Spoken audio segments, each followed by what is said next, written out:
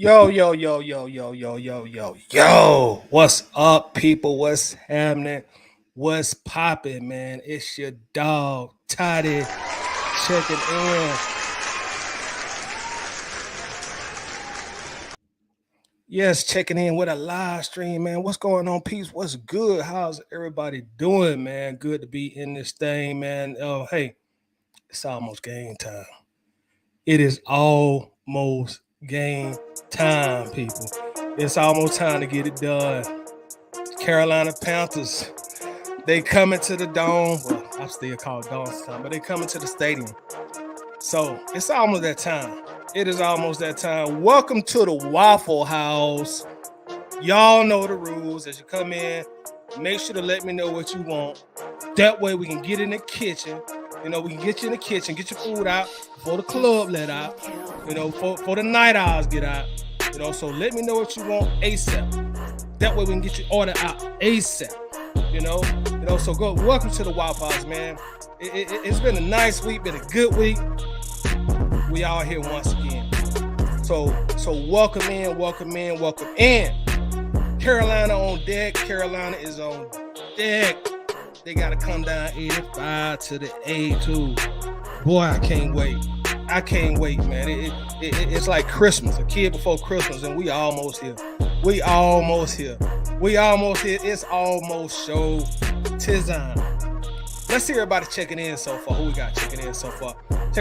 We got Lisa Shepherd in the building. What's up, Miss Lisa? I see you was out there today with all the football, with all the celebrities and all the football players. Looks like y'all had a great time out there also, Lisa. So what's been going on with you? False Start Falcon is in the building. Says, what's good, Mr. What's good, False Start? How you been doing? What's happening with you? What's popping, brother? We got D. Sloan in here. D. Sloan, going on, fellas. Are y'all ready for some Falcon football? Let's go Ritter. Let's go Falcons. I need that all-star meal with cheese grits and cheese eggs with an extra hash brown. Got you. You know I got you, D. Sloan. I got you. You know I got you. It's on its way. Atlanta support is in the building. What's up, ATL supporter? What's up, everybody? It's Falcons and Toddy. Thanks for being inspiration to a lot of young people. We need leaders like you. Thank you very much, bro. Appreciate the good, kind words. Thanks a lot. I got my guy, Millie Mills, is in the building. Millie, what's happening with you, bro? What's going on? What's good? What's popping, brother? What popping? Atlanta Sports and Toddy. Is Waffle House still open because they got me in the back of the line with a VIP section at 8? Hey, bro. You know you don't stay in the VIP, man. You already know. You know what I'm saying? You already know. I got Mike at the door. You know what I'm saying? I got Teresa, doing the orders. So tell them I said let you on up here, bro. We gonna have it with you, bro. You know what I'm saying? You are VIP. Hey, 330 is in here. What's happening, 330? How's it going? We got John Higgins third in here. ABG, what's happening? What's happening, man? What's going on? We got Mark in the building also. 2 blueberry waffles, please. Order up. Let's go. Y'all know how to go. Let's get these orders in, man. Make sure you tell us what you want, what you need. Let's get them in. What's popping, man? What's going on? Red Rose in the building. Shouty Red is in here. What's happening with you, Red? What's going on? We also got my guy Mitch is in here as well. PSF's on. I'ma need them things smothered, covered, capped, and slapped. I got you, dog. I got you. Order up. Let's see what we got. Also, I smell nervous rookie quarterback. I do too, bro. I do too. He in for a rude awakening, bro. When he get to the A, he in for a rude awakening. What's up with you, John? Red says waffle, eggs, bacon, hash browns, and some coffee. I'm hungry. Order up. And my man said they're hungry. Let's get this thing going fast, man. Let's go. Yeah, the beans. You know I'm old school. I still call it the dome sometimes, man. So welcome in, everybody. We got D. Will checking in. Says cinnamon toast, 3 cheese, eggs, and hash browns. Order up. See, also we got Internomium Limited Ltd. Trying to eat light tonight? Give me a sausage and fried egg sandwich on grilled Texas toast and a plate of pickles and a large suicide Coca-Cola, root beer, sweet tea, orange drink. Order up. I got you. I got Don. What's happening? What's happening? Latoya in here. Scrambled eggs with cheese, wheat toast, and a shot of tequila. Okay. Yeah. We about to get lit tonight. Yes, sir. Ray Ellison in here also. You didn't get my order last weekend. I need to talk to the manager. Okay. Manager on duty. Go see the guy Ray. Keep it nice, Ray. Keep it nice. You know what I'm saying? Don't try to get our license taken. You know how we do. Abel in the building. What's up, Tyler? Steak and eggs. Please order up. Yeah, so welcome aboard, y'all. You know, I'm glad everybody is here, man. Let's go ahead and cut the music, man. Let's go ahead and cut the music. Let's get straight to it. Welcome to the Waffle House once again, you know. And tonight, well, first of all, everybody please hit the like button for me, please. You know, please hit the like button. Thank you in advance. Tonight, we're going to start it off. We're going to do something a little bit different on the Waffle House tonight. We got some guests that came to the Waffle House. You know what I'm saying? So we got some guests coming to the Waffle House to eat with us, talk a little SHIT with us, and just vibe. Y'all know the Waffle House is a vibe. So we do got some guests coming in. You know what I'm saying? And as they come in, y'all show them a lot of love.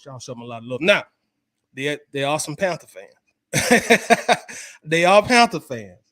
So let me go ahead and warn y'all. They are Panther fans, but they good people.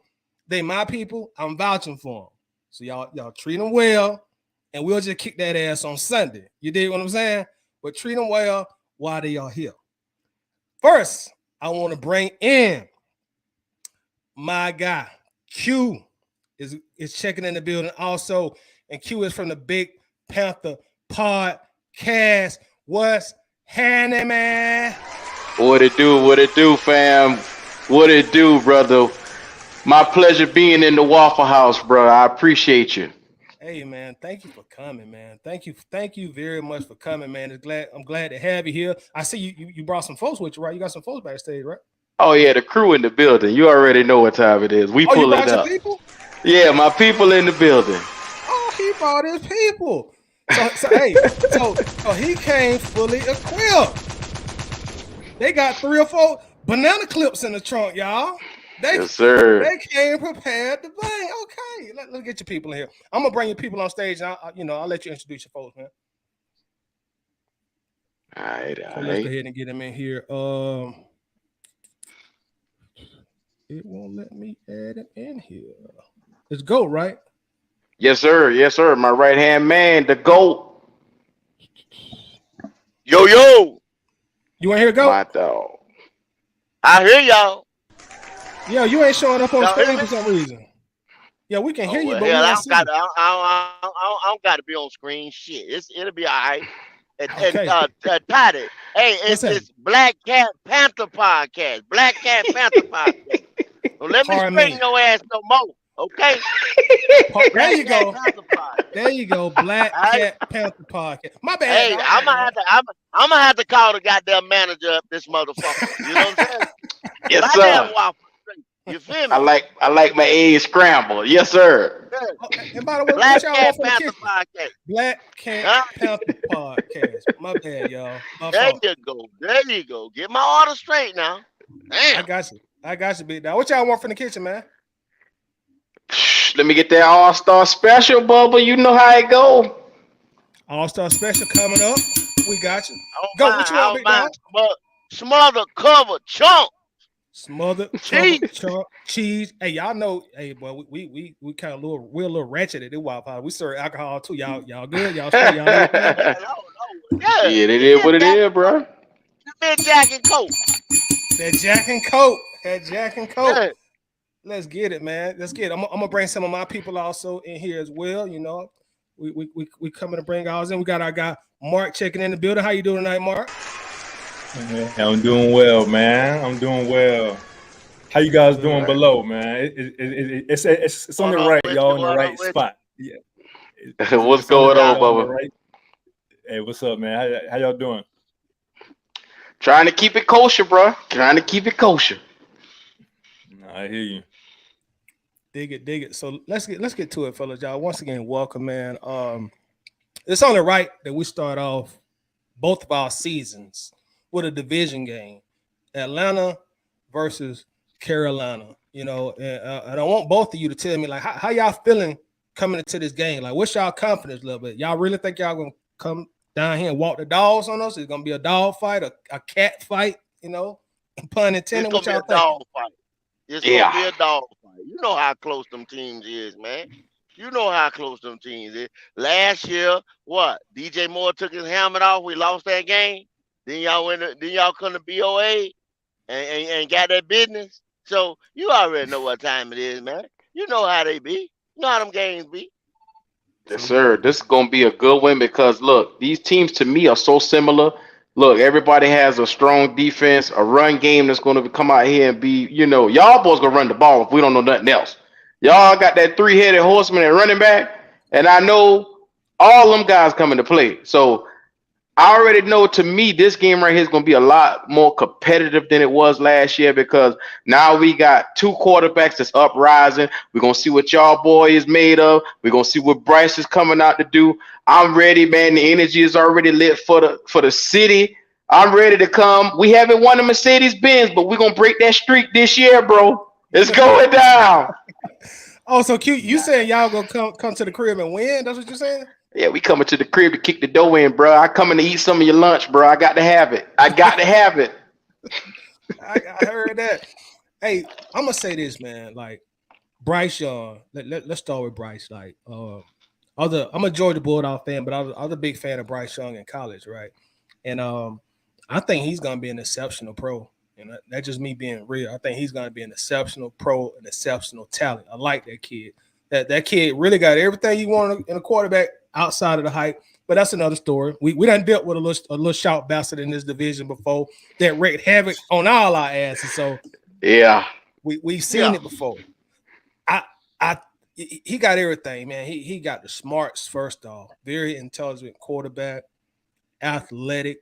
And the thing about his athleticism is he's not looking to run. Like, what I'm saying? He's nothing like a Lamar Jackson or a Justin Fields. He wants to beat you by throwing 380 yards and 3 touchdowns. With that said, Q and GOAT, we're going to welcome his ass to the NFL on Sunday. It's going to be a very rude awakening. Like I say, I think he's going to be that guy. But it's not going to start on Sunday, man. It's going to be a lot of bumps and bruises along the way. As I'm sure y'all know, you know what I'm saying? We done revamped that defense. We got some vets. We got some young dogs. Secondary, just a baseball. We looking good. AJ Terrell coming back. So it's going to be a long day for Bryce, man. First NFL start. Like, how y'all feeling about your boy? I'm confident in Bryce because – go ahead. I can say to you, first of all, man, you got no pass. Right? So how is this thing gonna be long when you got no pass rush there, bro? Your Calais Campbell is 90 years old. How is he getting to the quarterback? Huh? The man 90, man. Be nice, though. He's still strong as an ox now. He's still strong as an ox at 90. He's not getting to my guy. So I'm trying to figure out how is it gonna be a long day. Now you got Jesse and AJ in your backfield. What you say? Now we got some hurt receivers. Yeah. Y'all know that. Y'all been watching the Yeah. news. That. I can't mask that. You know what I'm saying? I can't do that. So, but I'm trying to figure out how is it going to be a long day for Bryce. We're going to dink and dunk. We're going to run. And it's going to be a close game. Both of us are going to control the time of possession. So it's going to be a close game. It's not going to be no blowout. I'm just telling y'all that off the rip. Now, you saying y'all gonna stick with us in time of possession, bro? Yeah, as you already know, we're a top running team in the NFL, and we added another stallion back there, Bijan. Y'all really both think us in the top 10? Both of us in the top 10. Because y'all predicated off of the play action because y'all gonna let that run set it up. Y'all the number one team when it comes to play action, but we got to see what Bijan gonna be before we go ahead and crown him because I like Bijan just as much as y'all do now. The boy is stallion. But we got to see. Desmond Ridder is going to be so focal to everything that y'all boys do because, like I said, You got Pitts. You got your boy Drake. We're going to see what's going to happen when that play action goal. Can he make that pass to get behind them linebackers now? We got to see it. Can he do it? That's fair. That's fair. I want to ask y'all both this because I'm going to be honest. Like within our fan base this all season, like there's been like a lot of chatter about Desmond Ridder. You know, some of us really love him. Some of us scratching our head like, we don't know about Red. From a Panthers fan perspective, excuse me, what are y'all thoughts on Desmond Ridder? Well, I'm gonna tell you like this. Over in Pantherland, I'm just being real with y'all. This is no slight or anything. I don't think anybody fears Desmond Ridder because we all know coming out of that quarterback class, that was a bunch of backups from Matt Corral that we got. To even Kenny Pickett, all those guys to me are equals up to backups in the NFL, second string, third string, Sam Howell, all those guys. To me, that was probably one of the poorest quarterbacks class we've seen in a while. And the way we look at Desmond Ridder, he had a strong arm at Cincinnati. He went out, he gave niggas the business in Cincinnati. But the problem is unfortunately he went to Cincinnati. So our perception of him is, yes, we know he'll make you pay, but we haven't seen enough of the it factor from him. And the little 4 games we saw from him, he went 2-2, and it wasn't enough for us to really jump all in and say, okay, yeah, he's that undoubtedly guy. He's not. We haven't seen anything that Marcus Mariota has done that he can't do. They're on the same level to me. He doesn't really scare anybody over here. So that's how we see him. You didn't just compare my QB to Marcus Mariota, did you? Hey, he sat behind him for a reason. He sat behind him for a reason, Bubba. Yeah, he quit on the team. He sat behind him till Mariota quit. If Mariota didn't know quit on y'all goddamn ass, hey, he'd have been right there with you. I don't mean no disrespect, fellas. It's all love, brother. Hey, the truth is welcome anywhere. Mark, so it sounds like they ain't really put no respect on our quarterback name. You know what I'm saying? Like, is he gonna hit him for about 280, 3 touchdowns on Sunday? Yeah, I mean, do what? Talk about pass rush. 283 touchdowns. Hey, y'all want to talk about pass rush? What pass rush y'all got? Y'all defensive line is not a strength. Your defensive line is not a strength. Yeah. And Derek Brown. Do y'all got one guy on Derek Brown level or Brian Burns level on y'all line? Other than Grady. Absolutely. I'm gonna give you Derek Brown. I'm gonna give you Brown. But did y'all get signed? Is he playing? Burns? Well, from what we understand, he's set to play Sunday. He hasn't gotten signed yet, so they're playing with his money right now. Hopefully they don't play with his face and he say fuck the game. If he say fuck the game, y'all boy gonna be dancing all across winning that. But that's what I'm saying. That's what I'm saying. Y'all just had a defensive end get injured and Marquise Hayes. Burns ain't gonna play. Like if he ain't practiced this week, he's not playing. So has he been practicing? Hey, y'all heard he's been doing walkthroughs. Y'all heard it from me on the fuck it. Y'all heard it from me on the rumor mill. My man said to be about 140, 28 a year. Now if the shit come out tomorrow, I just said it. Yeah, tonight, so about 30 damn minutes from now will be tomorrow. Yeah. If he gets signed, if he don't get signed tomorrow, I'd be surprised. For that right there, 140, 28 a year. That's a fact. Yeah. I mean, because I know they were waiting on Bosa. They were waiting on that Bosa deal, so that may have went in y'all's favor. But either way, I'll take a rusty Brian Burns and to focus on Derek Brown against this running attack. I mean, again, you want to talk about defensive lines. We have a better defensive line. I feel like we're beating y'all in the defensive line department. So whenever you come at us and you say, well, who y'all got? Again, this season, week 1, y'all are unsure. Y'all are completely unsure. Y'all are hoping that Burns signs. Even if he does sign, again, I'll take Cam. He's a little rusty. I feel like karma might come and bite him in the butt. And again, we're going to be running the ball right down y'all's throat. Derek Brown, have you not heard of Chris Lindstrom? So let me ask you a question. You think Calais Campbell at 37, Yumin Yada, and Jarrett is going to be Grady Jarrett is going to be better than Derek Brown, Shy Tuttle, and Brian Burns. It's not necessarily about who's going to be better throughout the season. We're talking about this matchup in particular. And when you look at the matchup, just in general, Q, there hasn't been a number one quarterback that's won their debut since 2002. And it was Derek Carr's brother. So that's how you know it was a long time ago. Again, so history isn't on y'all side.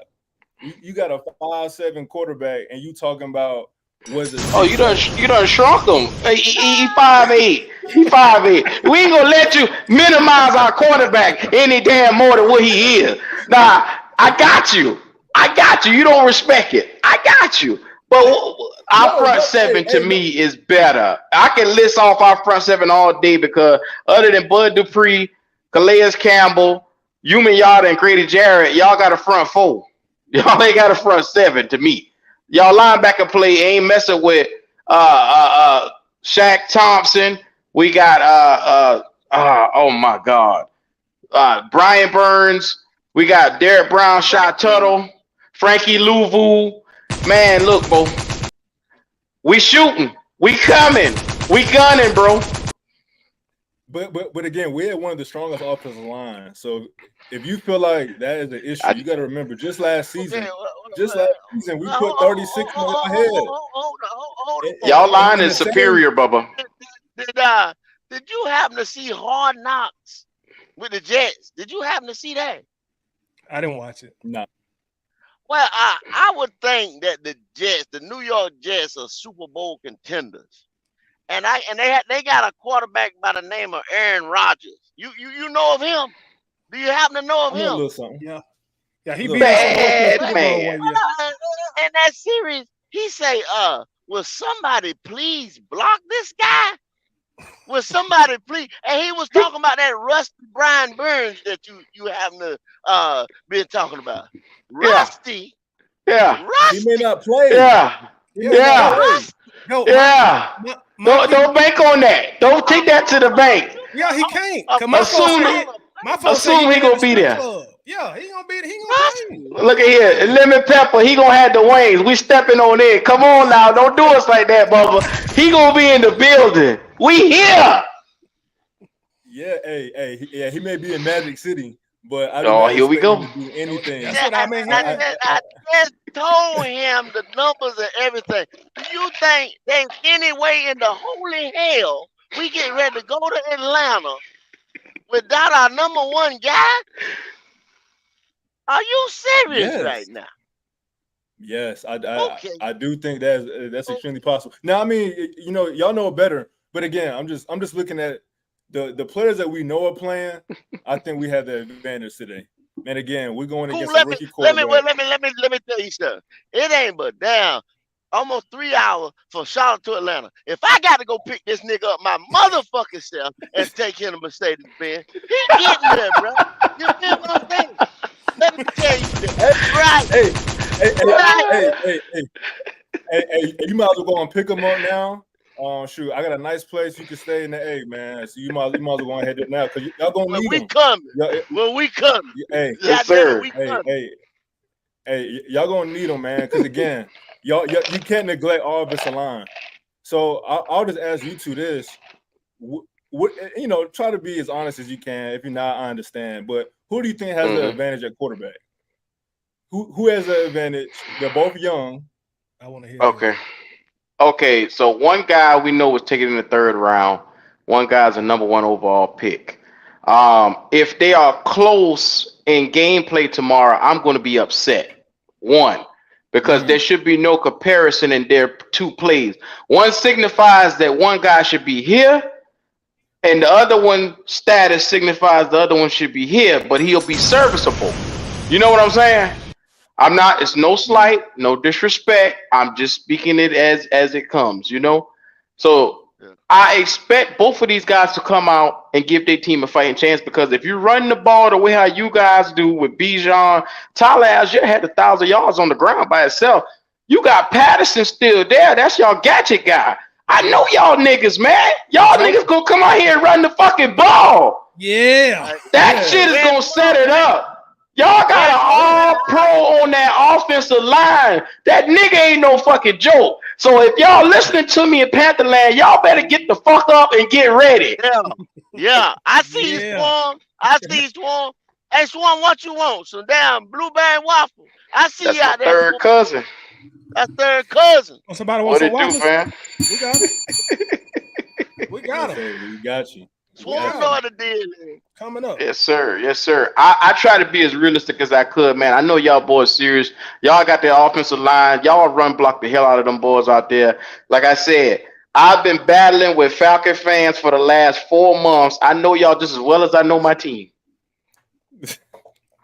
Q, let me say this, because you put your quarterback up here as a number 1 pick, and I gave him his props, about 20 minutes ago. Mm-hmm. Put my guy down here, and I trust me, I get where you're coming from. I tell you, I keep it real. I get where you're coming from. Yes, sir. Yes, sir. Based on where they were drafted, one was drafted number 1 overall, one was drafted 74th overall. So I get it, but I'm gonna say this: the last mega draft quarterback class that was proclaimed that came out was what 2021. You had Trevor, you had Justin, you had Zach Wilson. And all those guys struggled terribly in their first season. And Trevor was supposed to be in the new age Peyton Manning / with a little Tom Brady. So do you honestly think that this guy is going to go on the road and lead y'all to a victory in Atlanta? Now look, don't get me wrong. Again, I know our crowd don't always show up, but I'm telling you, I done talked to the whole squad. We come deep Sunday, bro. We come deep Sunday. Well, you got to understand, Trevor struggled because coaching matters. You can't expect to win in the NFL when your coach at the fucking titty bar, instead of game planning for what he need to do. You can't win games when your coach out there drinking and dancing and two-stepping and shit. So coaching matters. Look, I understand that Bryce is a rookie. You better speak. You better speak. You gotta take it slow. We're not asking them to do too much. What they're gonna do, and I'm gonna be real with y'all. Y'all gonna see a lot of dink and dunk shit tomorrow. That's what y'all gonna see. Basic vanilla shit, but they're gonna ask him to do it efficient. They're gonna make sure that he don't put the ball in harm's way. And then make no mistake about it. We got Miles Sanders for a reason. You don't go buy a Buick and not put your foot on the gas. His ass gonna get out there and run, growing or not. He gonna run. This shit gonna be something to see tomorrow. We just asking them to be efficient tomorrow. We're not asking them to come out and win no game with his arm. Oh yeah, well hell, it is damn near midnight. So yeah. Hey, but I just had to say this. I mean, again, you talk about the strengths and weaknesses of the teams. Your offensive line is extremely weak. The way I see it. Now, maybe y'all know some secret sauce and they'll be better week 1. But if you have a young quarterback behind a weak offensive line, how can you just assume he's going to be successful with the game plan of, keeping it simple, dinking and dunk? You think our defensive coordinator does not understand that? We hope he ain't anticipating that. Frank is supposed to be an offensive-minded coach for a reason. We assembled this staff that they claim to call the Avengers. This is what they were calling them in Pantherland. You guys might have not, been into that. But in our land, when you get Jim Caldwell, Dom Capers, and all these, McCown, who's been passed around more teams than a stripper, this guy, like I said, the experience is in the room for young Bryce Young. Now, I already know he's going to struggle. He's going to struggle. That's what quarterbacks do. I'm well aware this offensive line has played poor through preseason. We got a left tackle in Ike Ekwonu. Like I said, you guys got to understand one thing. We are in rebuild. We are trying to put together a team and still go out and compete. You got to understand that this offensive line has just been put together. This offensive playbook has just been put together about 2 or 3 months ago. They just put all this shit together, so it's still moving pieces and parts that got to come together. We're not going to do too much tomorrow. It's going to be real vanilla. I don't think it's going to be predictable, but I think it's going to be something that they're going to protect Bryce tomorrow. They're going to make damn sure of it. Q, it sounds like, listen to you what you just say. It sounds like you game planning for preseason game number 2. Vanilla offense. No. He said the offensive line was weak. Y'all gotta realize in 2021 we trotted out 13 variations of the offensive line. 13 out of 17 games. Then we finally found a combination that played 17 games last year all together. Then our right guard got hurt, all pro right guard. So this year, we right there between a new coaching staff, new playbook, this and that. The line struggled a little bit in the preseason. So of course, everything's coming together. Like I said, we in a rebuild. This is a rebuild year for us. We went and got a new franchise quarterback. We waiting on our guard, our all-pro guard to come back, and we was high as 13. I'll take that. We were high as 13th. Just a year ago, we tried out 13 variations of the motherfucking line. Come on now.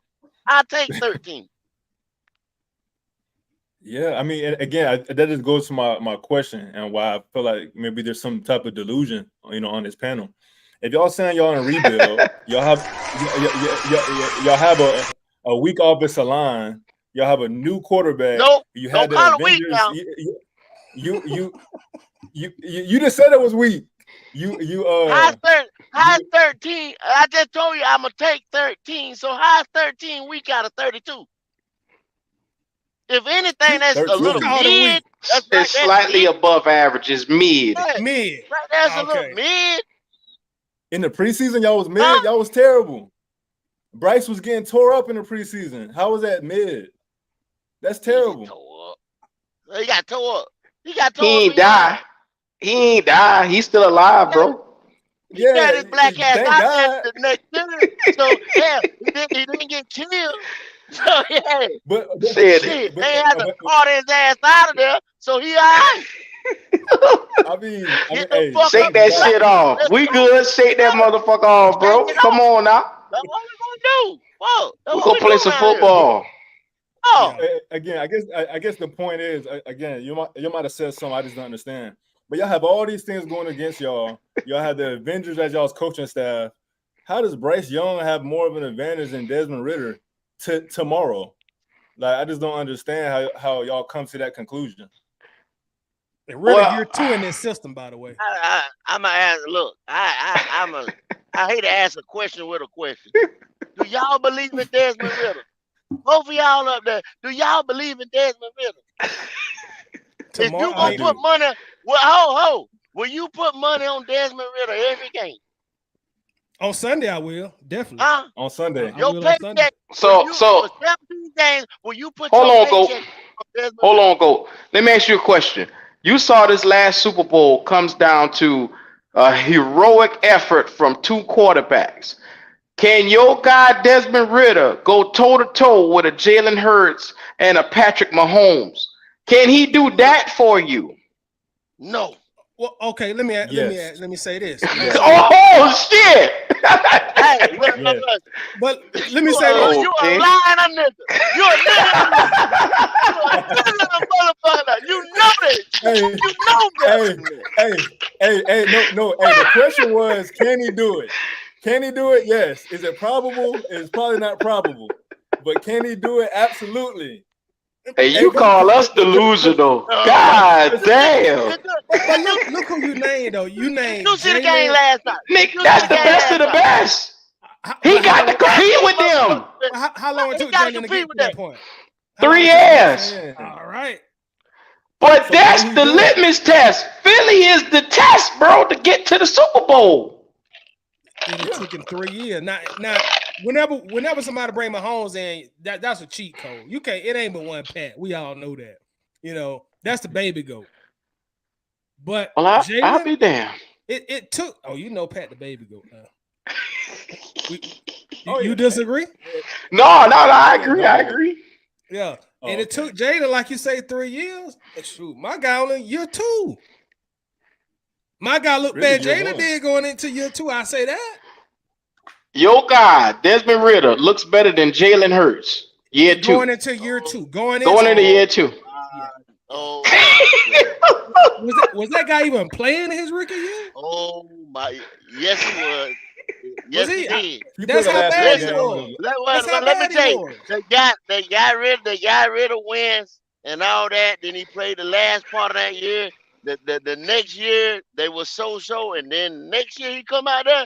Before he got hurt, he was 13-0. And you getting ready to tell me on your show that Desmond Ritter better than Jalen? I didn't say that. He said year two. So what he did is put a caveat in that. Year two. Thank you. The growth status is what he's looking at. I see what he doing. I ain't even gonna eat that cube. I don't even want this waffle no goddamn more.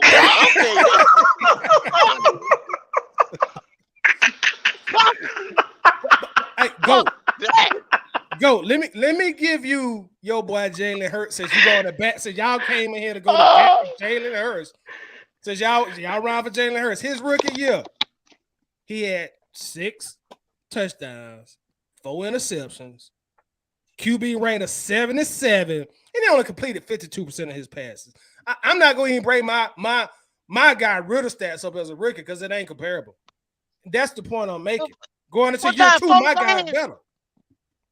Yeah, let him work a whole season then before you compare him to anybody. That's my point. Can he do that? That was my point. Y'all don't want to put my guy against Mahomes and Jalen Hurts, and he ain't. No. I say that's the litmus test because you got to have one of those type of guys to go and contend, bro. That's how you get to the promised land. Having that Joshua type of nigga that gonna carry you through the wilderness. I agree. That's all I'm saying. I agree on that. We said, did you see the game Thursday night? If you seen the game Thursday night, when Pat threw that one interception, that one is fault, but that's all it takes. One explosive play somewhere, and all they had to do was hold on, and they won that game by 1 point. That's all it takes. That was the Super Bowl. One fuck up. This is the type of quarterback play that is the standard. One fuck up. Turn the whole shit around. Your boy ain't doing that. He ain't there yet. He ain't there. Yeah, I mean, he might be there in the future, but I like Desmond Ritter, bro. I really do. I don't see him making that kind of. If he do that shit right now this year, goddamn it, I'll sell the black off my ass. I'll be right here. I'll put that bitch on eBay and sell it. If he's that bad of a motherfucker, I don't need it on my ass. I'm just saying. It's going up about $10, $12 an inch. So you know it. Some expensive ass right here. Some expensive black. Oh, God. But it's funny that you talk about last night's game. I think that is an example of it really doesn't matter how good you are. If you don't have the pieces, you know, it's gonna be hard to have success. Ritter has the pieces. We have the pieces here in Atlanta. We have the offensive line. We have the offensive weapons. You know, you talked about Bijan being a stallion. So, I mean, again, like, do we think he's as talented as these guys? Maybe not. But can he go toe-to-toe in this offense with some of the, top offenses, forget quarterbacks, but top offenses? I think absolutely. Like, I think we had a team built for that. Now, if we're talking about a shootout, maybe not. Come on now. Again, there's only a couple players that's going to go toe-to-toe with Pat. And I won't even put Jalen up there. He just had a hell of a game. But, again, he's going to be just as good with this offensive line to do anything that any other quarterback could do. And I don't know how y'all can have that same confidence behind that offensive line. Your top weapon is Adam Thielen.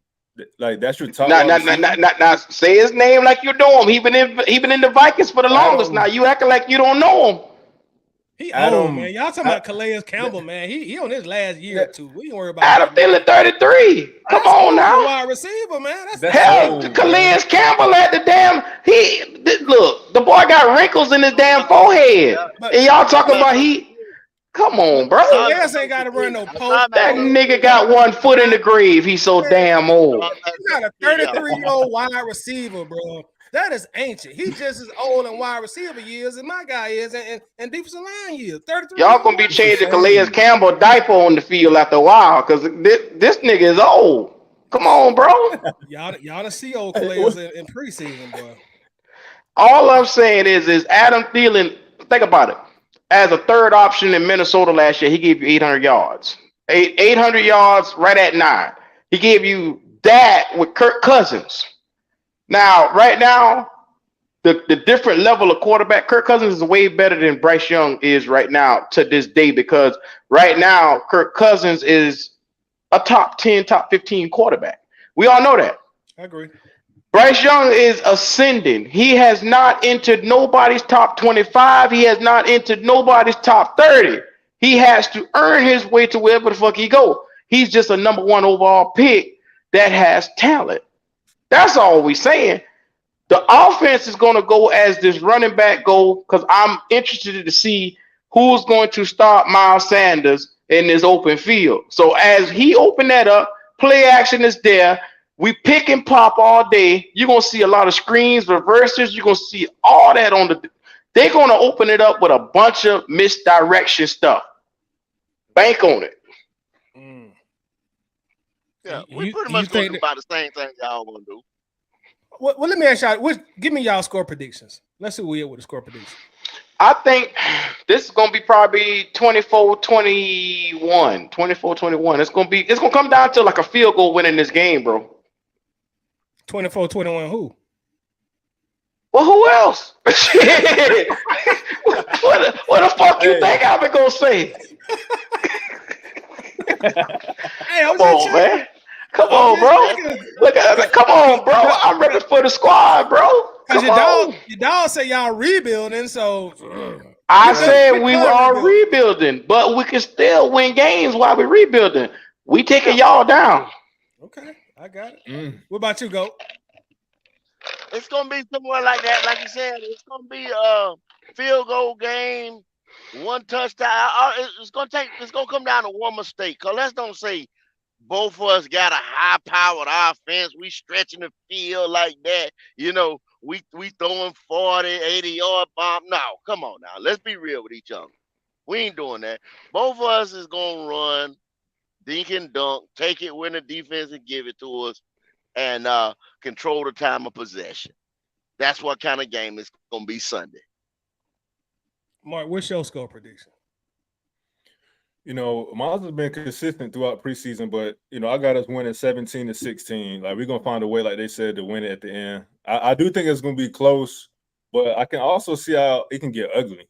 So, I mean, I just, you know, I'm kind of torn after talking to them and hearing how weak the offensive line is and hearing how Burns, you know, won't make the game unless Goat picks him up.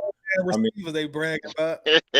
Boy, he is trolling tonight, boy. He makes sure he tell us we got a weak offensive line. He don't do nothing else. and like I said, I go to agree with him because I have been saying all year long, and I'm only keeping it 100. I have been saying all year long, we haven't stopped the run over here in a couple seasons. We brought in some guys to do that, to fix that problem. So if they show me in a full game that we can control the run or even stop it, that's where that's what's gonna set us apart. That's what's gonna set us apart. Because make no mistake about it, y'all have set this team up. Arthur Smith from his time from Tennessee,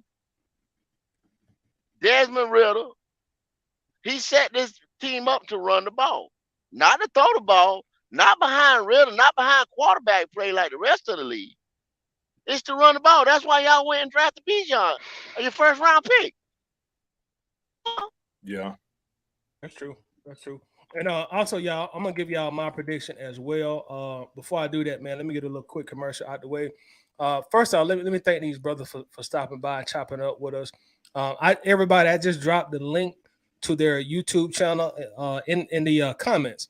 It's Black Cat Panther Podcast, man. Show them some love, man. You know what I'm saying? Even though they division rivals, as y'all see, they some good folks, man. So show them some love, hit them up with a subscription. You know, go in the comments and talk some shit when they be talking that shit about the Falcons. So show them a lot of love. You know, and just keep them in their place. And y'all make sure y'all hit the like button for us as well. And also, we got another great Falcons content creator who has a a question that he wants to address, y'all. We got Uncle Steve in the building. Also, y'all make sure y'all check out Uncle Steve on YouTube. If you're not already subscribed, make sure you subscribe to him. Run up the likes, run up the comments. Uncle Steve says, and he is quoting you guys. He says, "We are rebuilding." Really? The white flag is already out. So again, how does your fragile young quarterback going to deal with this upcoming capital punishment on Sunday, which I refuse to address? So let me give you a little secret. Y'all rebuilding too.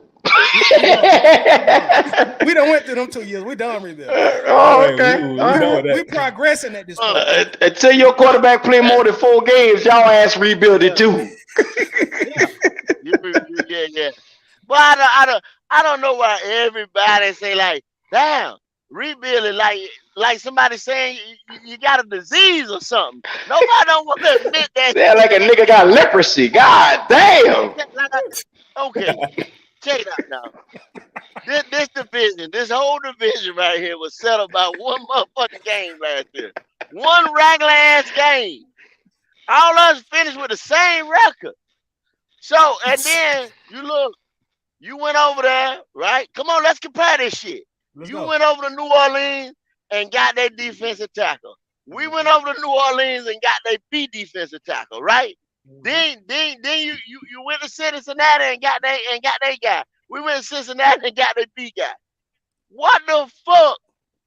just divided up like took it, and y'all ran off with the plug. How the hell y'all just run off with the goddamn plug? You know what I'm saying? The whole you gotta love gold. Come on, let's be real with each other. Hey, so y'all know Atlanta, we the finesse capital of the world. So. Come on now, we are. Man. Like, if tell the truth now, if really don't get it done this year, if y'all look, if Arthur, and I done said this, if Arthur Smith go back to Arthur Blank with another 7-10, that's his ass. Y'all realize that, don't you? Or he got to go back in the damn. He got to go back in the draft and go get one of these quarterbacks, which is gonna be good for y'all because this is a hell of a quarterback class coming out this year. You better go get one of them boys there. You better go ahead and mortgage the future and get one of them boys there. Hey, go! You spoke nothing but facts there, bro. I can't even debate you, troll you, or refute you. I'm gonna be the first to tell you. Anything less than 9 wins, we're gonna put Arthur Smith, and I know he come from a multi-billionaire family, but we're gonna get the Clearport, get a private jet, and we're gonna send him to Hartsfield. Hartsfield International Airport. Memphis ain't too far from Atlanta, but he out of here. Bro. Anything less than 9 wins, he out of here, dog. Straight up. Yeah.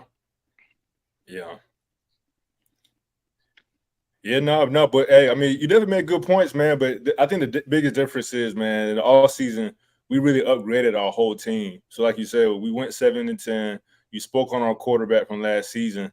We pretty much upgraded across the board. Okay, we had a rookie 1,000-yard running back. Well, shoot, let's go get another one. Okay, our defensive line was weaker. Well, let's go get defensive pieces. Those are multiple players, even though y'all keep just mentioning Calais. We really revamped the team. And I feel like y'all got Bryce Young, but you also lost DJ Moore. You also lost Christian McCaffrey. Yeah. Just like that, instantly. So like you saying we got worse.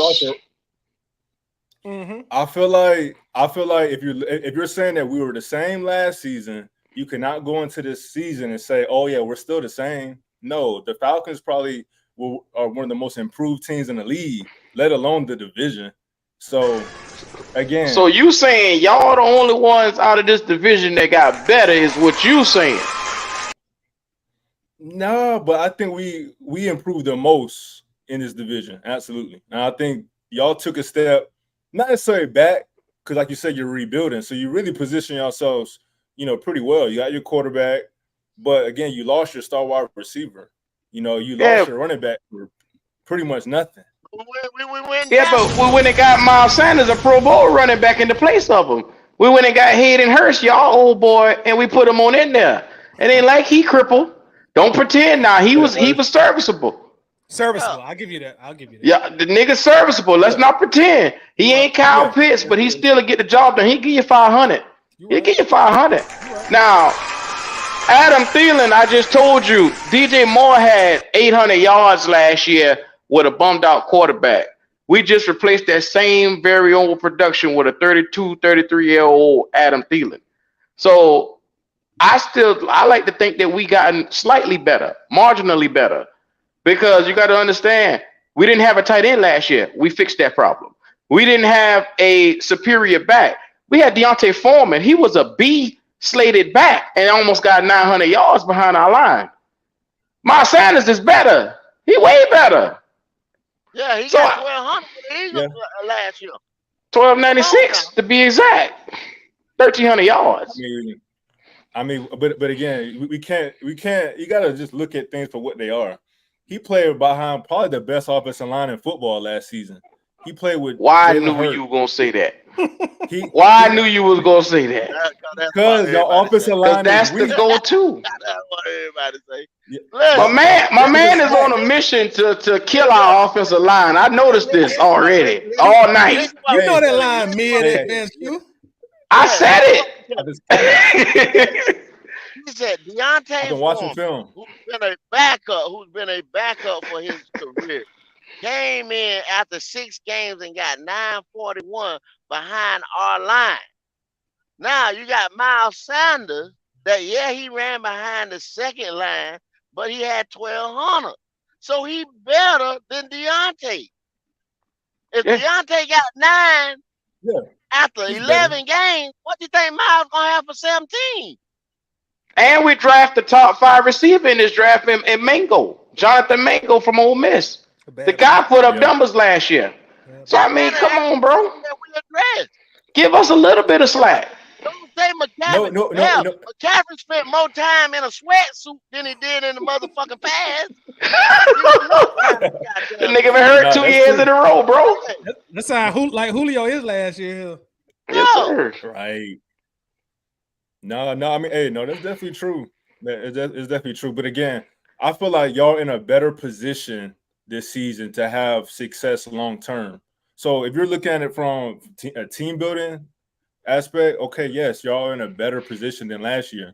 But I find it hard to believe that, with everything y'all went through with the coaches last season, and then this season, with Frank Wright, a coach that was just recently fired, he comes in with a rookie quarterback and is, I know he's supposed to be the QB whisperer, but y'all think he's going to make it happen with Adam Thielen and that offensive line? And Hayden Hurst?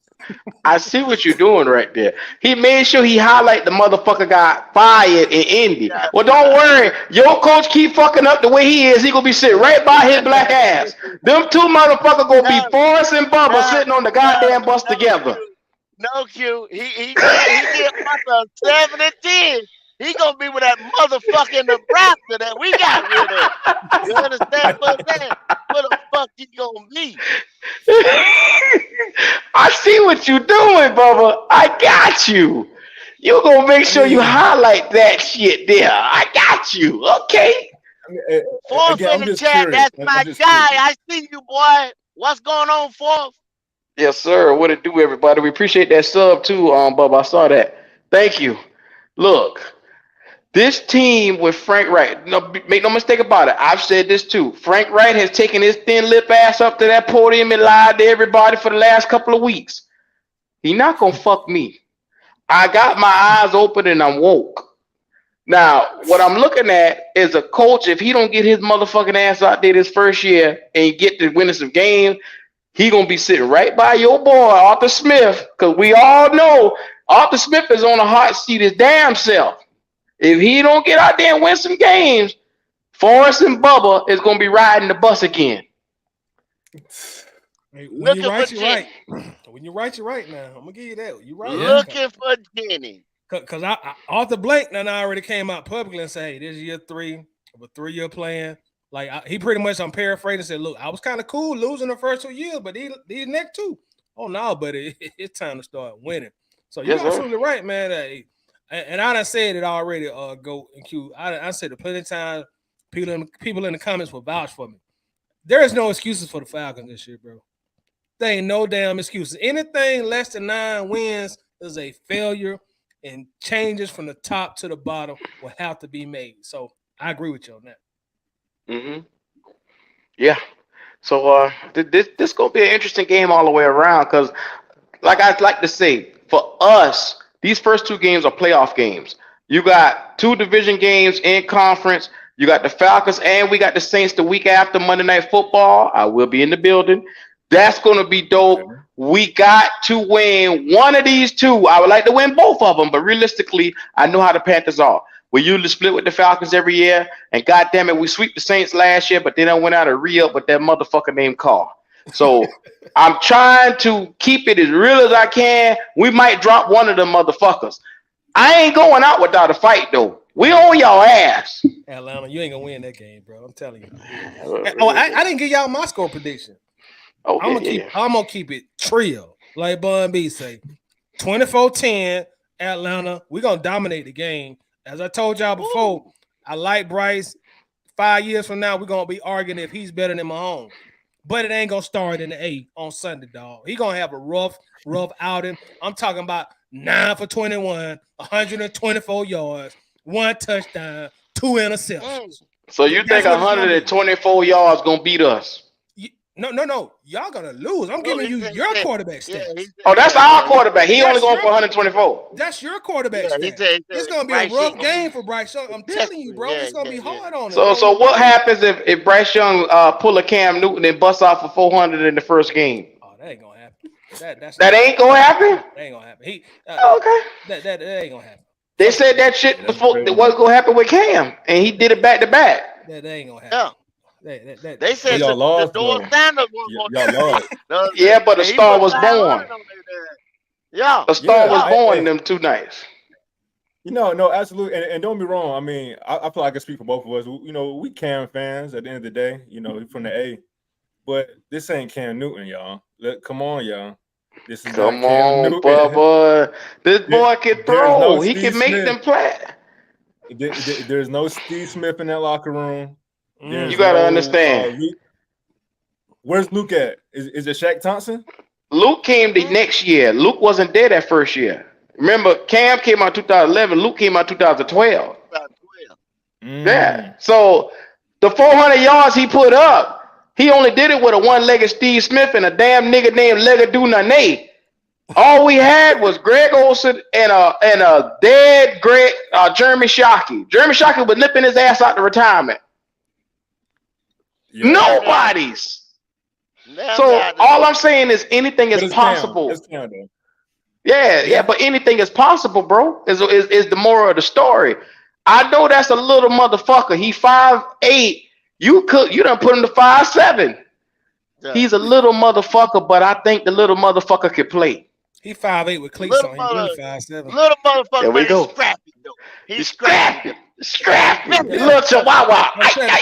He little motherfucker. He's gonna go down that raise hill. He's gonna bark all goddamn day. Y'all know we known for pit bulls in Atlanta. Yeah, there you go. That what got you in trouble last time. I know it. You think y'all niggas would learn? Right. Hey, let me ask y'all this though. Go ahead, Mark. Go ahead. Well, I was going to ask him. Speaking on the quarterbacks, when you look at the former quarterback in Frank Wright, who do you think has the advantage with the coaches? Y'all think y'all's coach or Arthur Smith is better going into week 1? Well, Frank is an offensive-minded coach. I like Arthur Smith all day long, but we know on the X's and O's, Frank should be able to outdraw him any day 10 times fold. Supposedly, he's the expert. Arthur Smith has shown us in the last year, like I said, he is predicated heavily on play action. That's the number one thing y'all did last year. So how you do it? You come out, you run the ball. He hasn't shown me that he can beat us through the air. I'm waiting to see that from Arthur Smith. Have y'all seen that from him? Next question. Oh, okay. All right. I'll rest my case. But have y'all seen it in Carolina? Like, there we go with this shit here. Come on, bro. You know that them boys ain't show a damn thing in preseason now. You know that. No, I get that. I'm just curious of y'all's opinion from what y'all been able to see him as a leader, him as, I know it's vanilla offense, but y'all think he's gonna be the Frank Wright from Philly? Where you want to know my honest opinion? Frank ain't shit. Frank is a motherfucking liar. Frank got fired with Matt Ryan giving him 28 touchdowns to I think it was 10 interceptions, 28 touchdowns for 3,700 yards. He got fired with that with a strong defense. So if you want my personal opinion on any other team, 3,700 yards, 28 touchdowns will get you fucking wins. He didn't do it. That's why the organization they claimed the organization was going against him in Indy. Nah, you wasn't producing, motherfucker. You don't produce, you got to get the fuck on. I don't care for Frank Wright. He wasn't my choice at coach, but I have to live with the product because he's there now. Now, I'm betting like I told Gold, this motherfucker gonna have to show me because he ain't going up to that podium, pulling his pants down and fucking the audience like he usually do. You're not gonna tell me that bullshit that you've been doing every week gonna fly over here. You're not gonna fuck me again. Not happening. I'm unfuckable. I done told you that. He got a 3-year contract. He'll be out of this motherfucker in 2. Can't fuck me. Can't fuck me. It's not gonna happen, bro. It's not gonna happen. So let me ask you this, Q and Go, because it sounds like, because I'll go ahead and tell you, like a lot of dissension in our fan base. I'm gonna be honest, it be based around our quarterbacks. I think every fan base other than the Chiefs, they kind of argue about shit that really the fan base kind of gets under their skin. And also quarterback position. Like, what do y'all fans argue about? Is it the head coach? Is it what are y'all constantly arguing about every day? On y'all social media. The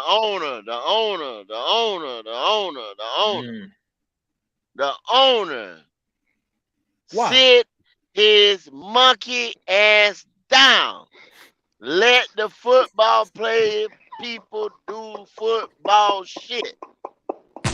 He's in goddamn much of the shit he ain't got no business being in. The owner. So is he like a middle-end owner? Like, go into detail a little bit, because, like, again, we Falcons fans, so y'all are giving us perspective that we don't know, obviously. He got his hand in too much shit. You know what I'm saying? The GM, everybody is looking at him. He's micromanaging too much shit.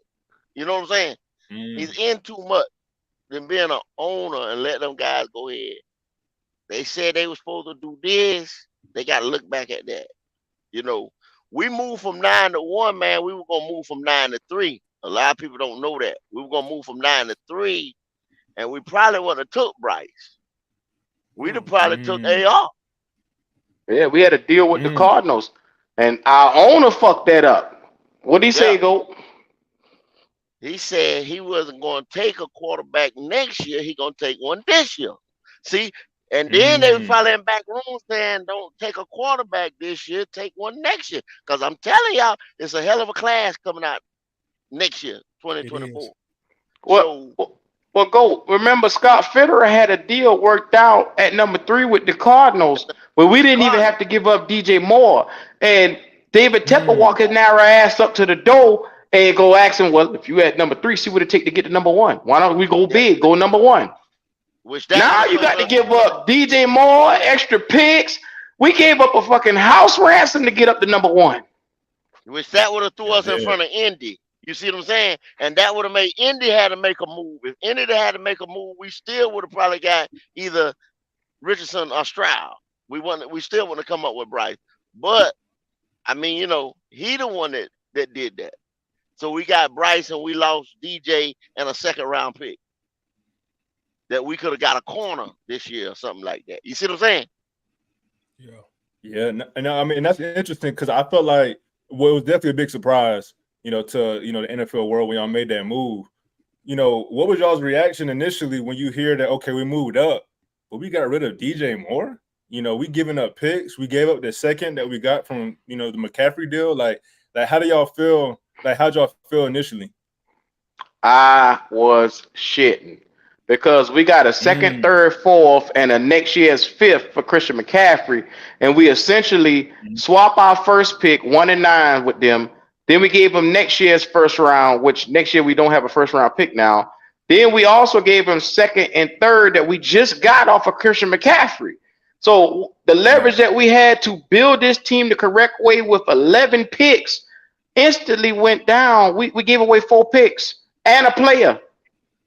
And I'm like, I'm livid because I love, man, DJ was that dude, bro. He would show up to work. He was professional. You didn't hear no nonsense with DJ. He did his job, bro. And no matter who was at quarterback, this nigga gave you 1,000 yards. Even through the bullshit of us going through Sam Darnold, PJ Walker, going through Teddy Bridgewater, Cam Newton coming back, we went through a quarterback carousel. Stop. This shit is ridiculous. And you get rid of this nigga who's been quiet about everything? I was hot, bro. How did y'all feel when Cam came back? Go ahead, Mark. Well, they just re-signed him. They just re-signed, so the money was worked out. But what I heard was when they came to the deal to get everything straight, they looked at his money and they said, I guess they're looking at it saying, okay, you're 20, I think he was 27, 28. You're already, in 4 years, your value going to be gone. By the time as we get this franchise up, you're going to be an old aging receiver. So why don't we let you go somewhere where you can grow and have a chance at getting to, I don't know what he can do in Chicago, but you know what I'm saying? Getting to some place where you can have a better future. Because right now, we're going to be in a full rebuild. So that's why they got rid of him. Yeah, that's interesting to give up a weapon and then draft a quarterback. It seems like you would give up anything else. And then they turn around and pick up another receiver in the second round. Right. Yeah, that's definitely interesting. But Toddy, you about to ask him about Cam? Yeah, I want to know how y'all felt when Cam came back. Like, what was y'all thoughts? Smart move, dumb move, or desperate move? Oh, it was most definitely a desperate move, but the fan base was excited from what we had, you know, because shit, man, you go get Teddy Bridgewater, then they let Teddy go, you know, the second year because basically him and like I say, that the dumbass coach we had was Teddy. Teddy was like, well, this was a college coach. Everything's short, man. This was a college coach. We had some bullshit going on, you know what I'm saying? So inside shit, like, and then so everybody got mad with Teddy and all this shit. But to come out, Teddy was telling the truth, and we had some bullshit going on behind the scenes. And then we go give up a second for Sam Darnold. See, we've been chasing quarterbacks, man, like a nigga chasing pussy. You know what I'm saying? Off the rip. We just for the last 5 years, we've been chasing quarterbacks like a mother. Off the rip. You know what I'm saying? So we done some dumb shit behind the quarterbacks, man. That's how it's been. Quarterback. We were looking for quarterbacks, man. Oh man. So it's yeah, they were excited. Speaking of quarterbacks, do y'all look at, well, you got Cam, you got Luke. Luke used to give us all kind of shits. But like, who do y'all consider as y'all GOAT in Pantherland? Like Julius Pepper. Oh. To me, the great Luke Kuechly. Yeah, Julius Peppers, Luke Kuechly, those are my guys, man.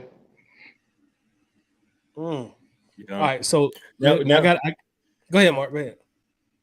Well, I was just curious. Do y'all think Luke retiring had anything to do with the owner, or was that more like because of his health?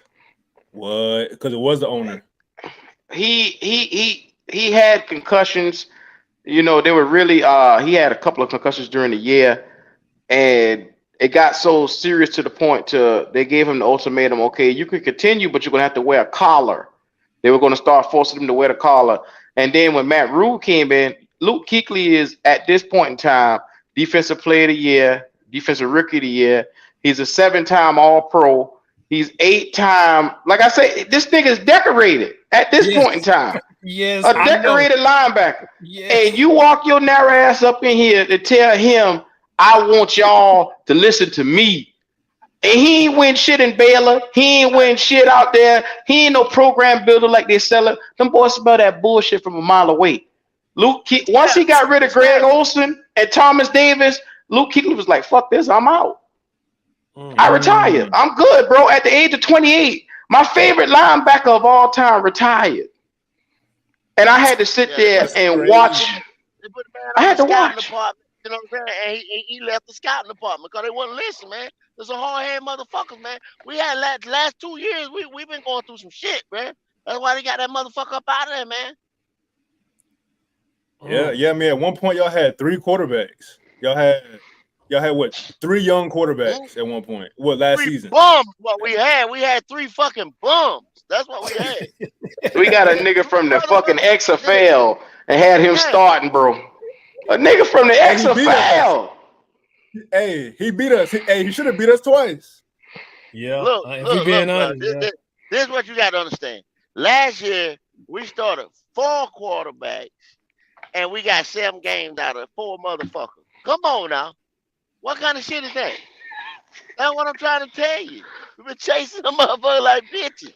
So so the nigga, our owner, had to move up because he wanted a quarterback so goddamn bad. You know what I'm saying? Motherfucker telling him, wait the next year. He jumps up and go get the quarterback. So, I mean, which we cool with Bryce. I thought it was going to end up because we look so desperate. You know what I'm saying? We look so thottish that I thought motherfucker Chicago was getting ready to finesse our goddamn thottish. Y'all boys killing me over here. We look thottish. So God, I gotta use that. Yeah, motherfucker Chicago could have got us for real. I mean, we come out better than that deal than I thought we were gonna be. I thought we were gonna give up 2 firsts. You know what I'm saying? But we ended up giving up 1 future first, 1 second. And a second, what made me mad, the second this year that we gave up, we could have did a lot of things with it. All right. Plus DJ Moore, plus the player. So, you know. Mm-hmm. So Golden Q, this is the opening can of worms segment right here. Like we both. The ironic thing is y'all went to the Super Bowl in 2015 and repping the NFC South. We followed up the following year in 2016. Repping the NFC South. Now we ain't got to talk about what we did because we all know, what we did in the Super Bowl. Yeah, but I want to know, like, again, as Falcons fans, man, we talk about that Super Bowl ad nauseum. I'm gonna be honest with y'all, we traumatized by it. Like when y'all talk about y'all Super Bowl, how do y'all view it? Because I'm telling you, Falcon fans, we be like, why did Cam jump on that fumble? Like, how do y'all talk about the Super Bowl amongst yourselves, bro? To this day, I still can't watch that Super Bowl because every time I get there, I see flashes of Von Miller coming off that fucking right side and beating up Mike Rimmers. Mike Rimmers, I owe you an ass cutting, my boy, because you cost us that fucking Super Bowl. The worst right tackle I've ever seen. And on the other side, you got blindside Michael Orr can't block a goddamn. You know what? I'm not gonna let my blood pressure get rose up about this. Blindside Michael Orr.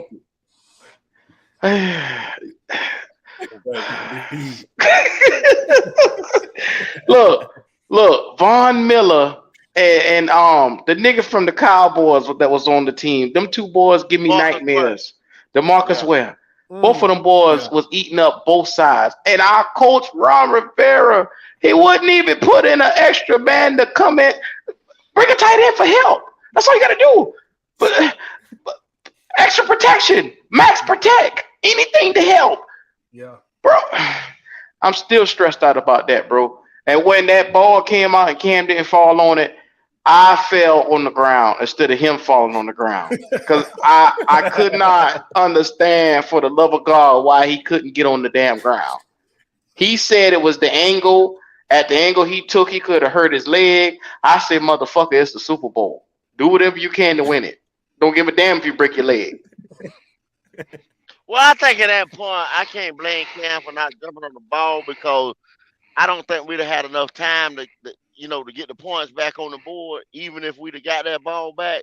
It was just disappointing because man, we was going down the field that year. We was doing a lot of things. Everything was working, and they just got to that Super Bowl and they didn't play nothing like they played all year, and it was because of the defensive pressure that was put on. I mean, that was their game plan over there in Denver. Just, hey, we're going to blitz these motherfuckers all night. We're going to pressure.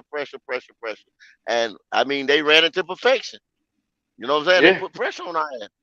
Well, you see Von Miller comes out to this day, and he said, had we played a Super Bowl again, he don't see them beating us. He said it just was one night where they had the juice. They had the magic, and when you got it, you got the momentum, you go with it. And I felt it from that beginning of the game because in the first quarter, I'm like, okay, we aren't. They're not kicking our ass that bad. Right. Mm-hmm. And then it's like the momentum shift just came after that second quarter, and I said, what in the fuck is going on here? Yeah. But then we rallied back late. Yeah. If we'd have came back and we'd have maybe gave them a heavy dose of the run and probably just, slowed it down and then just took what they gave us, it probably been a little different. But, But I mean, that shit was magical, man. I mean, 15-1. I blame that Super Bowl on our front office because they didn't give Cam the right and proper protection. They went out there with Dollar General store motherfuckers who was overachieving, and they expected those guys to go up against top tier skill position players. Von Miller ate that day. Mike Rimmers is a no-name guy that they had at right tackle, and he got beat up. And now every time I see his name on the free agent list, I'm happy because he don't deserve to be on nobody's team. And you have forever left me with scars, bro. I can't watch that game to this day, bro. It's just it's like y'all Super Bowl, bro. I was in the house. I said, "Oh shit, Atlanta got one." I said it. By the time as I went and used the bathroom, come back after halftime, I look at the screen. I said, "What the fuck going on here?" Yeah, man, you saw T.I., Migos, all them boys celebrating. Next thing you know, everybody ass cheeks get tight. I'm like, well, what happened? Yeah, I like y'all because Peyton Manning didn't do shit. Oh, he didn't do nothing. Yeah. Tom Brady beat y'all now. At least we can say Tom Brady just kicked our ass in the second half. Yeah. Peyton Manning was trash that game y'all played, man. Yeah. He was garbage. The defense beat our ass. That's true. Yeah. And they had a dog ass defense that year too. So, nigga, we had an all-time defense, bro. Well. We had an all-time defense to get our ass handed to us, bro. Josh Norman was balling out of his mind. Luke Kuechly, Thomas Davis, Kawan Short, Starla Tulale. Every time I think about that team, the 2015 team, y'all fuckers was the only one that handed us a loss that year. The only blemish. The last game of the season. The only blemish on our damn team. I'm gonna tell you what it was, Q. The first game, because we beat y'all in Charlotte, right? Y'all beat us in a. That was in Atlanta. That was in the Dome. Yeah, that was in the Dome. That was in the Georgia Dome. Okay. I got the cities wrong, but I do remember that first game, man. I'm gonna blame that last game that we won on y'all quarterback, even though Cam had one of the best individual seasons I've seen in my lifetime. But he was stunned on us so bad in the first game, all that dabbing and celebrating. I just think he gave us a lot of just, okay, we ain't going to the playoffs, but we're gonna get him an L the next time we play. Because boy, he was Superman that year, man. That, like I said, that's one of the best individual seasons I've seen, bro, in my years of living. Cam was unstoppable that year. 50 touchdowns, dog. Shit. Come on, T. You hurt my feelings now. Now I gotta think back. God damn. Hey, but trust, dog, I can relate because we the architects of 28-3. So we have these kind of therapy sessions all the time. So I can definitely relate. But it's just different hearing it from another fan's perspective that lost the Super Bowl where they feel like, hey, we had the better team. Because I still to this day feel like we was a better team than the Patriots. But y'all stop running the damn ball. Y'all boys had Freeman, and y'all was running the damn ball up the gut. Then all of a sudden, y'all let this motherfucker named Brady, of all the niggas, y'all took a break off and let him come back. Yeah. Y'all just could have kept running the ball, bro. Y'all ran the ball, y'all would have been good. Time of possession, y'all would have killed the clock. Yeah, time of possession, you killed the clock. You could Thank just you, ran the Kyle clock. Shanahan. All right. But before I let y'all get out of here, man, Brian Peoples on YouTube, he got a question he wants y'all to ask. He says, Black Cat Panther Podcast, I got a question. What are y'all 3 keys for y'all to win and score prediction? You don't have to reiterate the score prediction if you don't want to, because I know y'all said that earlier, but what do y'all think y'all 3 keys of victory is? Number 1 key, come out, let this defense stop the run. We got to make sure that we do that. Emphasize stopping the run. Then when the shots is there from that play action that we line up with Miles Sanders, take your shot, Bryce Young. Your shot is going to be there. It's going to be open across the field with Hayden Hurst. The next key is making sure that somebody in this wide receiver room step up, whether that's the new rookie Mango, whether that's Adam Thielen. Somebody has to come out and lead the way in this receiver room because DJ Chalk is hurt. Terrence Marshall Jr. is hurt. We got a couple of other guys in the building that's hurt at receiver for us. So we need somebody to step up in that room. Gotcha. Go. Yeah, I pretty much agree with Q, except for we keep pressure on Desmond because he's not that guy. Point blank. Damn. He's just throwing shots at my quarterback. And see, I wasn't going to do you like that. He got that little midget going on the sun on Sunday, think he about to do something. Yeah, keep going, though, go. Hey, we'll see y'all. Since we ain't got no pick, man, first night in April, they'll probably be back in Indianapolis or motherfucking Memphis or some goddamn where. I'll be cheering for y'all to get you a quarterback. Boy, you ain't shit. Going back in that Oh, God. That is rough. That's rough right there. Hey, one thing, Q, before we get out of here, man, is yes, sir. You and I, we joined the PSF app, which is really how we hooked up, and that's really why I reached out to you because I saw them congratulate you or welcome you to the team, should I say. So I'm gonna please ask you to tell everybody that's watching a little bit about PSF and exactly what you have going on your side and what I have going on my side and what we have going on together. And I'm also gonna drop the link also in the comments. So everybody, please download this app. Go ahead, Q. Okay, PSF is an app that was created by Sean Salisbury, former NFL quarterback from the 49ers. It's like a huge Discord. It's a mobile app that you can come in and not only talk about your favorite team, but you can come in, have your Falcons room. Y'all talk sports, nonstop 24/7. Like right now, they got forums and rooms where you can be in there talking and chatting amongst your guys and, getting prepared for Sunday's game. And we, as different media casters for that network, we'll be coming in. Our show is Black Cat Panther Talk on there, where we just come in and shoot you the rear, just like how we did tonight. You come in, get a session with us. We talk about what's coming up for the upcoming week. And as media casters for there, it's our job to basically bring in people to the app. That way you get to really see us on this stationary platform, and we bring eyes and ears and awareness to what PSF is wanting to do with football, and that's grow a full network. So as far as for Atlanta, our guy right here, T, he has his own room. Y'all go in there and support him because it's going to be big that you get in there and show love to PSF. Make sure you go in there into his member room and show love because when he comes periodically through the week, he needs the views to come through. So please support. Yes. Yeah. And right now, everybody's got the Android right now because being a new app, Android is kind of wonky right now. So maybe get Sunday. Just keep if you got an Android device.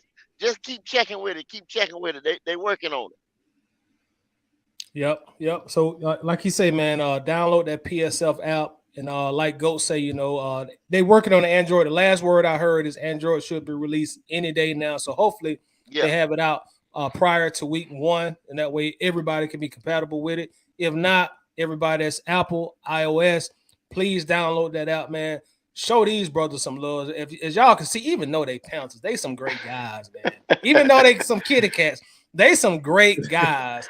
So show them a lot of love. I'm gonna be in their rooms all season, and of course, show us a little love on the Falcons side as well. Hey, but guys, I really want to thank y'all, man. This was a lot of shit talking, but more importantly, it was a brotherhood, man. You know what I'm saying? And I really enjoyed this, and hopefully we can do it again. Maybe when we play again later on the season, maybe you guys will invite us, to your broadcast, and we can keep talking this shit, bro. But I want to thank y'all for coming on, man. I enjoyed this very, very much. Yes, sir. And we appreciate it, brother. We really do. Everybody in the chat enjoyed it. Best of luck on Sunday. You know what I'm saying? And best of luck to the Falcons. May the best team win. Yes, sir. All right, fellas. Peace out. I'm gonna let y'all get out of here, man. All right. Just as long I see you, boy. Appreciate y'all. Y'all have a good one. Likewise. Peace. Yes, sir. All right, y'all. That was our guys, Goat and Q, man. Like great brothers, man. That's some of the most fun I had on the show, dog. Like them some good brothers. So I dropped their link to their YouTube channel in the comments. So y'all make sure that y'all see them some good brothers, man. So make sure to subscribe. Let's let the world know and them know, hey man, we got opposing teams, but we still rock with each other. So y'all run up those subscriptions to their channel. Show them a lot of love, man. Even in the comments, make sure you show them a lot of love and run up the likes, run up the comments. Mark, what's up, man? Hey, that was a blast, man. I was already excited for the season, but shout out to them to add to the excitement. I feel like that was they were a great addition to the show. And man, congrats to you and Q, for the PSF. I mean, again, everyone go download that app, go support. I mean, we're doing our thing on Bleacher Report, trying to do our thing on ABG. So we got to show that same support, for Tidy and Q, on the PSF app. But man, that's a Waffle House for you, y'all.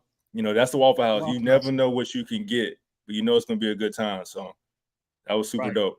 And that was super dope, man. Super dope, man. Those some great brothers, man.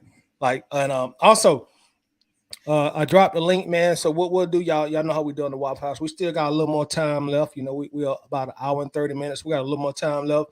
So what we want to do is, if anybody want to come on the show and talk more specifically about Carolina and Atlanta coming up on Sunday, we almost there, man. So let's continue this conversation. If you want to, comment about what you just seen from myself, Mark, Q, and Goat, you can do that as well. And I think we got James backstage, and also if he's still there, I want to thank him for being patient. Also, James, are you still there? I'm here in the flesh, man. I'm here in the flesh. All right, brother. What's going on, fella? What's going on? How's everything going? Man, it's going good, man. Hey, it's Falcon Friday, so we hype. Wow. Yes, sir. I can't wait. To stump those kittens. I was gonna say if they was on here, but I said I'm glad he brought me on afterwards. So I appreciate that title and everything like that nature. But I'm excited. Yeah, I'm excited overall for the game. I know it's gonna be a victory Sunday. And from what I'm looking at overall, I have looked at both teams. And from a perspective, I feel really good and confident about the boys overall. Yeah, me too. Yeah, and also, go ahead, Mark. You got it. Well, I was just curious. Was there any player in particular that you're extremely confident about? In this game. Pretty much. Yeah. I'm gonna be shocked to say this. I'm feeling really confident in Riddler in this game. I am because I think he has a point to prove. That's the main thing, because I know he's been hearing the backlash of what's been going on, because I know he hears the reports. He probably reads the comments and things like that of that nature. And what made me think that if Drake didn't come out with that, that lets me know he's been looking, in a sense. You see what I'm saying? So with that being said in hand, I kind of feel confident that he's going to get the job done today. I mean, not today. I'm tired, y'all. Sunday. Sunday. He's going to get the job done Sunday, and he's going to take care of business. Score prediction, James? 28-21 Falcons. I can dig it. I can definitely dig it. Definitely dig it. What do of course when we just had the fellas on the show, we talked a lot about their number one overall draft pick, who they're obviously very confident in, and rightfully so. You know, I'm not gonna lie, if he was in Atlanta, I'd be confident in him too. You know, but how do you, James? How do you foresee him playing against us in Atlanta? Like, what kind of game you think he's gonna have? Or what kind of game, more specifically, what kind of game plan should Atlanta? Repeat that last portion. I ain't hear you, Tighter, on that last portion. What kind of game plan do you think we should go into the Panthers game on Sunday to try to slow Bryce Young down and make him have a hellified, terrible day? You got to get to him.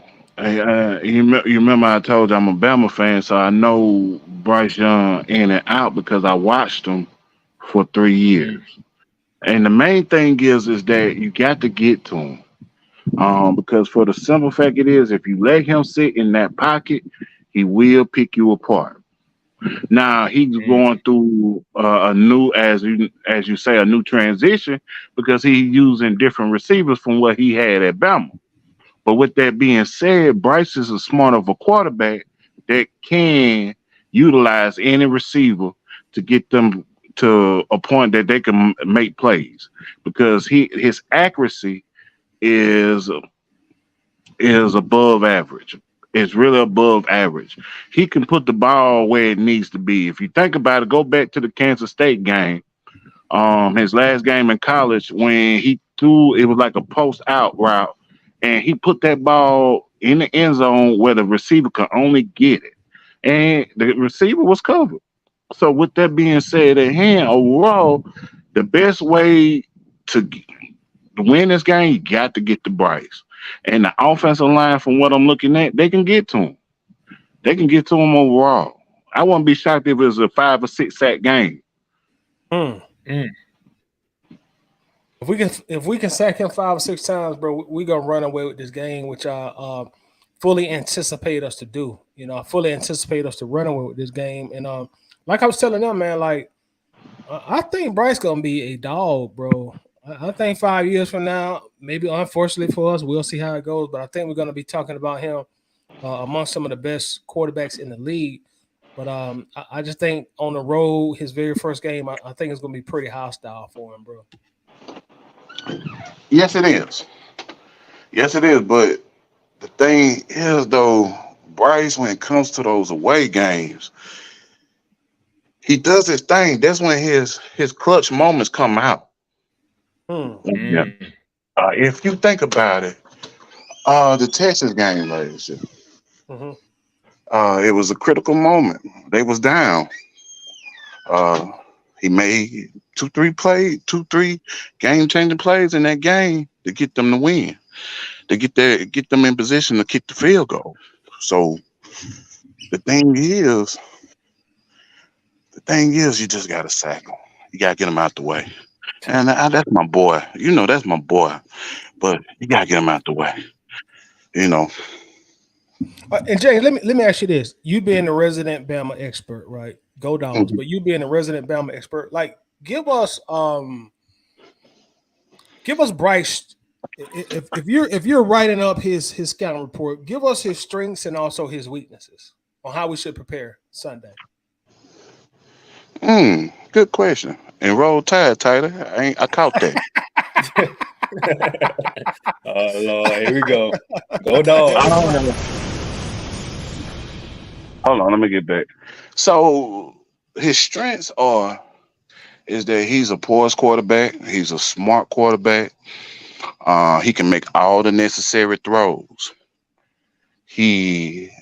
For his size and the way he throws the ball, He throws it more upward. So with that being said, it has some velocity to it. His weaknesses is that at Bama, when it came to some situations, he'll overthink it. He'll overthink it, and what I mean by overthinking, that he'll try to do too much within that play instead of doing what it's supposed to do within that play.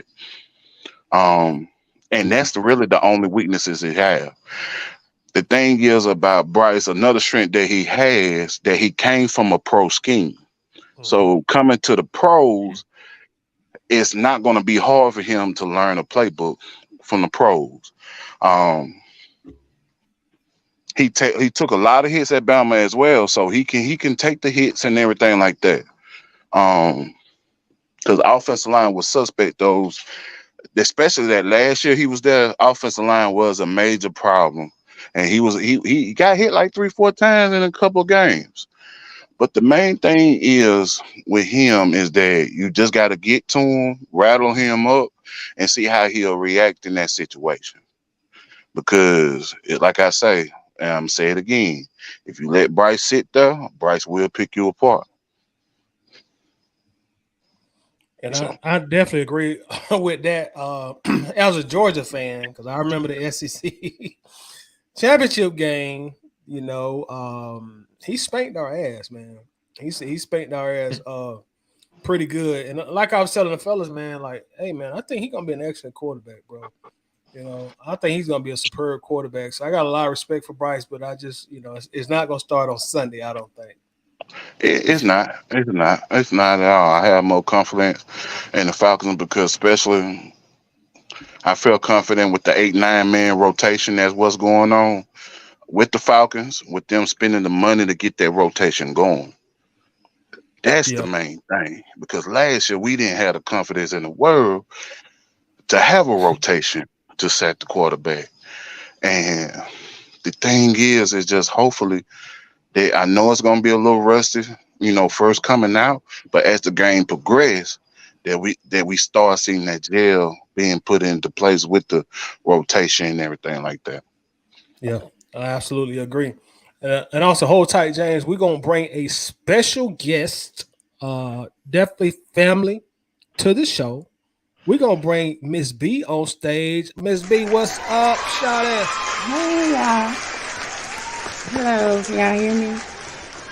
Yes, ma'am. How you doing, Miss B? Fine. How y'all doing? We're doing great. How So, you? Miss B? Doing good. Excited for Sunday. Yeah, the first lady of the ABG is here. Yes. The first lady of the ABG is here. Yes. So, Ms. B, tell us what you think of, like, how we gonna do on Sunday. Like, what are you expecting? I know you know a lot about football, so what you expecting on Sunday? I think on Sunday, we're gonna win. I'm not really scared of the Panthers. I believe they, are an okay team, but they got a first-time coach, a first-time quarterback, a rookie quarterback. Even though Desmond Ridder, he's still technically a rookie, but I think that as far as our offense, we got better weapons like with Bijan and Kyle Pitts and London, Matt Carr, all of them. We got a lot of pieces on our offense. Our defense is questionable because we just don't really know yet, but I think they'll be better than last year. And I just think that Carolina, like, their hopes are a little too high. I don't think they're gonna win. They may win 7 games this year, just like last year, but I don't think they win nothing. So I think we're in a better position. I think we're gonna win on Sunday, and I think we're gonna win the whole division. I'm not really worried about, I have questions about Ridder, but when I look at the pieces we got on offense, I think that, like, he don't really got to do much. I think so for this year. As long as he don't make any mistakes, turning the ball over, throwing interceptions, I think for the most part, he can maintain and be okay. And he got that experience from last year, so yeah. Yeah, so I'm just excited. Yeah, I cannot wait. Yesterday game got me excited for Sunday, so yes. Yeah. No, that totally was definitely what a you great think, game. Mark? Yeah, I mean, I agree with her. I think it's gonna be a great game. Like she said, Desmond Ridder has so many weapons. So I mean, it's just his job to be the point guard. Get the guys the ball that are open. He don't got to do too much. But I'm curious, Ms. B. You think we're gonna win? You think we're gonna win the division? What's your score prediction for Sunday's game? For Sunday, I think I'll say like about 24 to 21. No, that's like 24. I'll take that back. I'm a 24 to like 18 or something. I think we may win by, I think at least a touchdown, to be honest. I like Bryce Young. I think he's very, very talented, but it's still his first year. And he got first, and then the coach being new to the team, all of them trying to gel together. I just think that they ain't gonna score that many points. So, yep. Yeah, I'll take a 6-point win any day of the week. Especially to open the season. So I like that. Yeah. We need to win the first game. We ain't won the first game in a minute. So really, we got to start off strong. If not, that's gonna be not good at all. Well, let me ask you this, Ms. B. Obviously, you got us winning. Who do you think is going to be the player of the game for the Falcons on Sunday? Bijan. Yes. Yeah. Because I think, with his position and what he can do, I just think he don't need warming up or, you know what I'm saying, anything like that. I think he just gonna shine and do what he do on Sunday. So I think he's gonna be like the top. The most talked about after that first game. So, and I can't wait to see him. So, because I got his autograph, so in middle. Yeah. Okay. Yeah. Yeah, man. Shout out to Bijan, man. He's definitely him. And I mean, that would be so dope, opening week to take the national headlines if Bijan comes out against the number one quarterback. When all eyes will be on him. And he steals the show. He says, "Nah, I'm the best player on this field, and this is my city." So, man, what a great selection, man! That would be a dope MVP and player of the game for us. Yep, I can't wait. And let me ask you this, Ms. B, and also James too. Like, obviously, Bijan, he's wearing number 7, and as Falcons fans, we know the significance of that number, right? And he paid homage to Mike Vick. He asked him for permission to wear that number. My question to you, both of you, is like, I'm not asking can he be as great as Mike as far as like bringing energy and excitement, but do y'all think he can kind of be anywhere close to like what we had as Falcons fans when Mike Vick was here, like can't see TV? Do y'all see that same similar kind of excitement factor with Bijan after seeing him in the preseason? Miss B, you can go first. It's always ladies first. Okay. I do. I see him being as exciting as Michael Vick, even though he's not a quarterback. But I think essentially he can kind of like do some of the same things, like with breaking off and getting those yards, scoring so many touchdowns. I think he can like live up to that expectation. So I'm not even mad at him getting that number. Same. To me, yeah, he can do it, but we got to win. That's the key thing. Because for the simple fact it is, we had that excitement even when we wasn't winning with Mike Vick, because the stadium would be packed because he was, can't miss TV with Mike Vick. But it's at a point now that we can get back to that, but we got to add the W's with it. Right. Yeah, I agree. And if y'all was listening to the fellas that we just had on, they pretty much was saying, like, look, y'all come out there and y'all don't win but 7-8 games. Arthur Blank gonna fire Arthur Smith. Would y'all agree or disagree with that?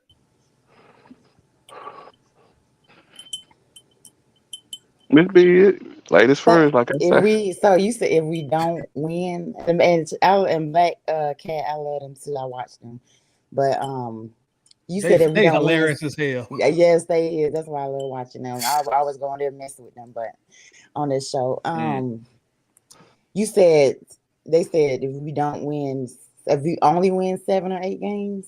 Yeah, that we would fire Arthur Smith. Do you agree or disagree? I mean, I don't know that it will happen, but I think it should if that's the case. Because the last 2 seasons, you only won 7 games. You only won 7 games for each season, so there's no like upward production. And if you win 7 or 8, like you're just staying stagnant, just winning the same amount of games. And at the end of the day, it's all about wins, regardless of like, yeah, he has done certain things like with the run game and stuff like that. But if it don't translate to wins eventually, then you need to go. But will Arthur Blank do that? I don't know. I hope he will. But I say if he only wins 7 or 8 and see you riding on like not getting a quarterback, I don't agree with what he did. How they just neglected that part to think that, you don't have to, invest in that particular position like that. If you only win 7 or 8, then you need to get fired. Hopefully that will be the case.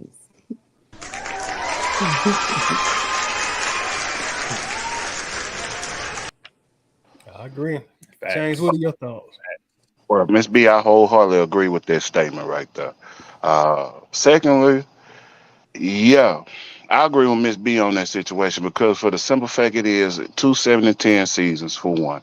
For two, you spent right at $106 million on a defense, so you addressed the needs and got the players that quote unquote fit the scheme of your team.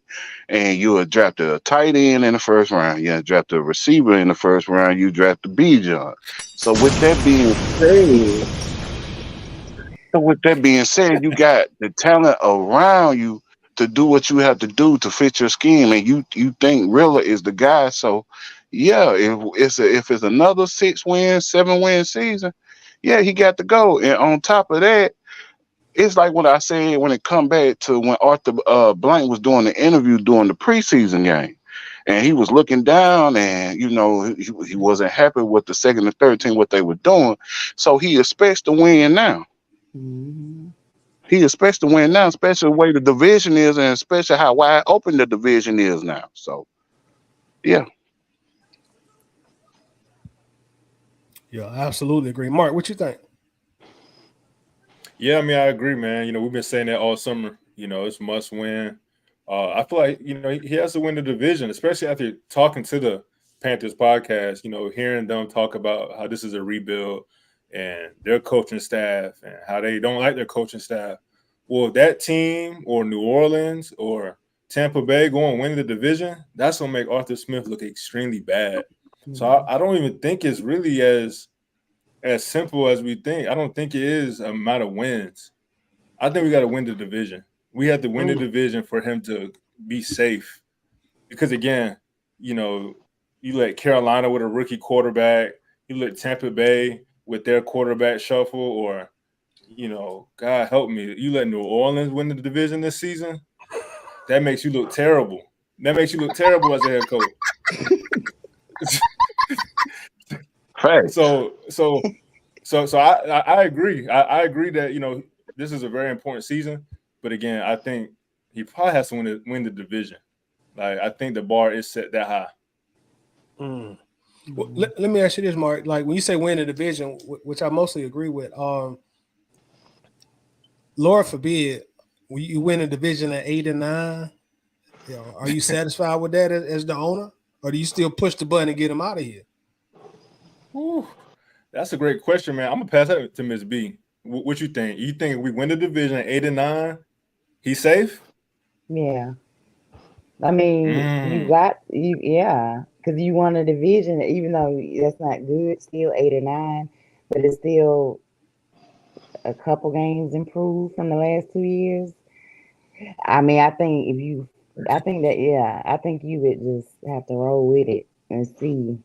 And if you win a division, of course, you're going to go into the playoffs, and then like whatever you do in that, if you get kicked out the first game, maybe you make it to the, a couple games in the playoffs. That'll be good. And then, and it just depends too what happened with those the season, like for you to just have 8 or 9 wins. Like, were there like a lot of games that just was, how like stuff happened with football? You just was a little unlucky, you didn't just roll your way.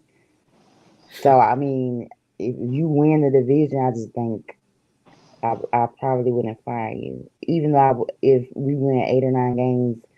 And we do win I would want to fire you, but because I don't really like him that much. So why not?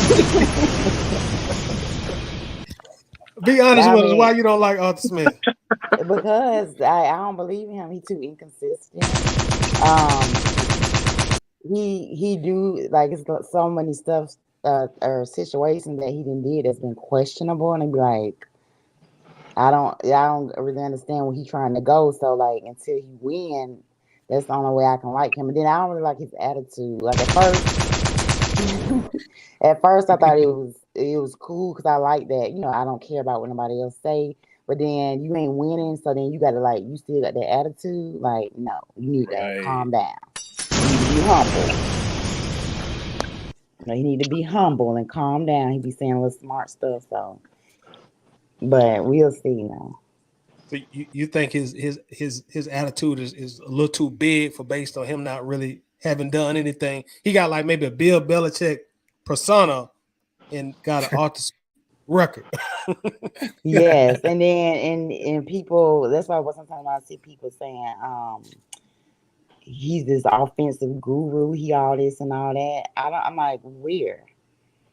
I haven't seen it. Like he developed a running game and stuff like that, but we still haven't win. Like to me, you can say all the stuff that you do good, but Bill Belichick, he won. Andy Reid, he wins. They got Super Bowls. Yeah. Heck, even Shanahan, like even though he ain't won a Super Bowl yet, but like what they be doing over there with the 49ers, they bringing a winning product on the field. And Arthur Smith, he just do too many questionable things, and it'd be like make you scratch your head, like what are you doing? So if he win, then I may still have questions, but you're winning, so I ain't gonna say much. But so far, you having that attitude, and you ain't winning to back it up. No. I agree. Hey, definitely great points. And she spoke on the questionable decisions, and I feel like there will be a lot of eyes on him this game. We can't forget, the starters played one series in the preseason, so we're gonna be able to see that arrogance and that cockiness and his genius pays off week 1. And if not, a lot of people are going to go back to that decision in the preseason, and I think it will kind of go back to her point of saying, you keep making these questionable decisions and you acting like, you're the best coach in the NFC. And I think that's going to work against him to where, he may be packing his bags at the end of the season. Yeah. I totally agree. Totally agree. Because if this season don't go like it should, man, everything you just said, Ms. B, everything you just said, Mark, not playing the starters really much in the preseason, a lot of decision making, a lot of draft picks, man.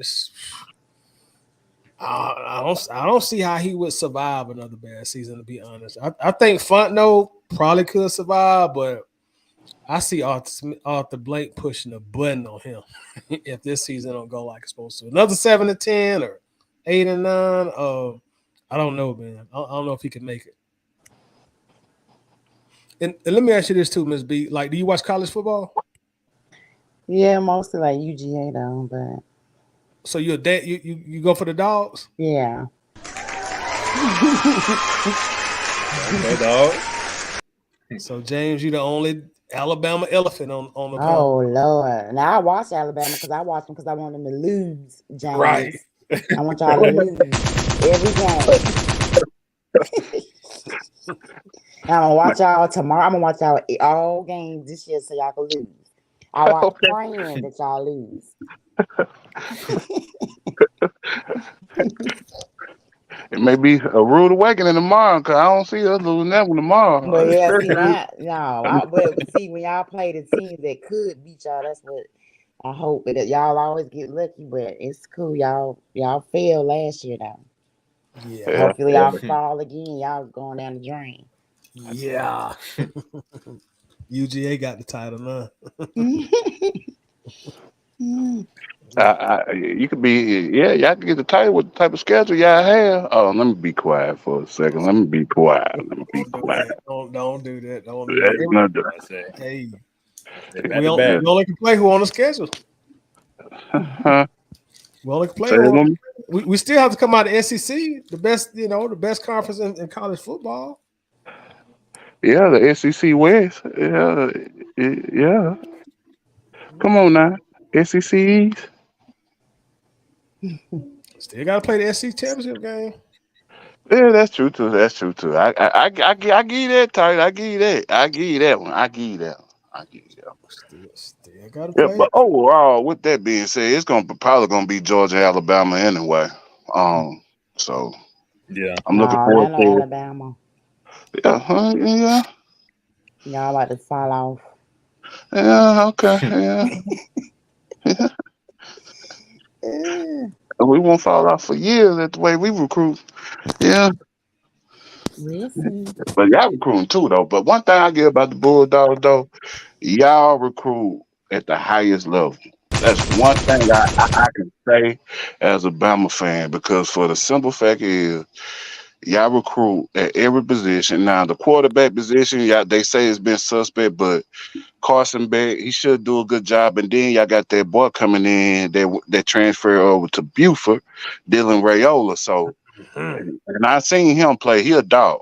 He a dog that's gonna be a dog with Georgia. I give you that. We're gonna be here the next 3-4 years, bro. We're gonna be here, bro. We're gonna be here. I hope we win it this year. If we don't, we gonna follow up and win it the following year. Yeah. We're gonna take 3 out of the next 4. One way or the other, we're gonna take 3 out of the next 4.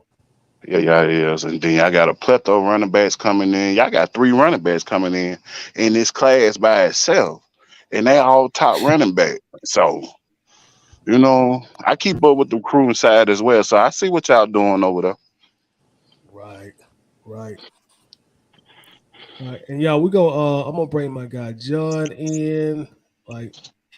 So give me just a second to bring John Harris in. What's up, John? Oh, what's going on? How you doing? How y'all doing tonight? Doing How y'all doing tonight? John, what's going on, big dog? OG? You're looking at a jailbird.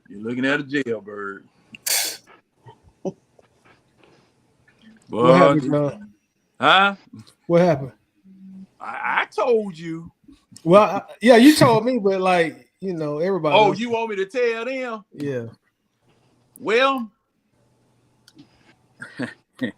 Mark Zuckerberg, the screws have been turned on Facebook to where you really can't express yourself the way that we used to a long time ago. I was watching a video of a man robbing a diamond store. Now this joker looked like George the Animal Steel, 6'0". He was wider than he was tall. He goes in the furniture store. They beating him all upside the head with sticks and stuff. Ain't doing no damage to him. So I post in there and I say, beat that sucker's knees, bring him down to the ground, and then finish his ass off. Oh, next thing you know, my phone flipped over on the counter and everything and had all this light coming out of it or whatever it was. Next thing you know, I'm banging. I'm in jail for 30 days.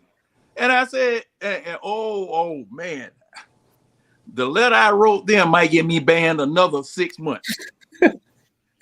John, you can't be talking about violence on Facebook, man. But look, it beat his knees. See, this is what I'm talking about right here.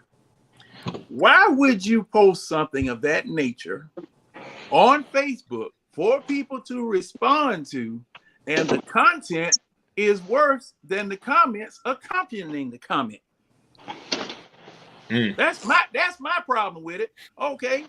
And then on top of that, you have these warnings that pop up. Do you really want to post that? We'll give you an opportunity to take it down before it gets posted.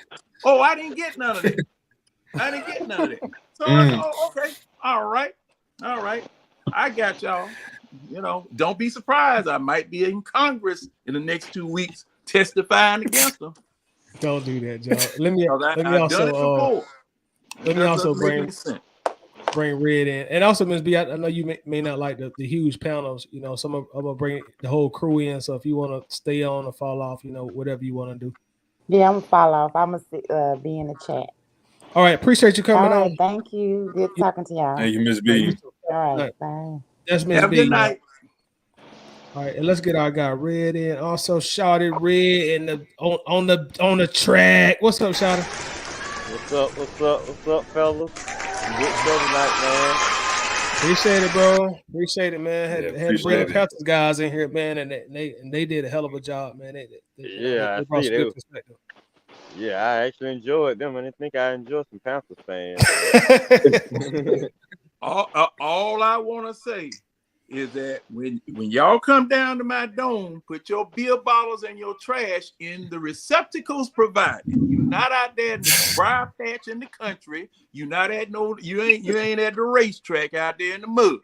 You at the Mercedes-Benz dump.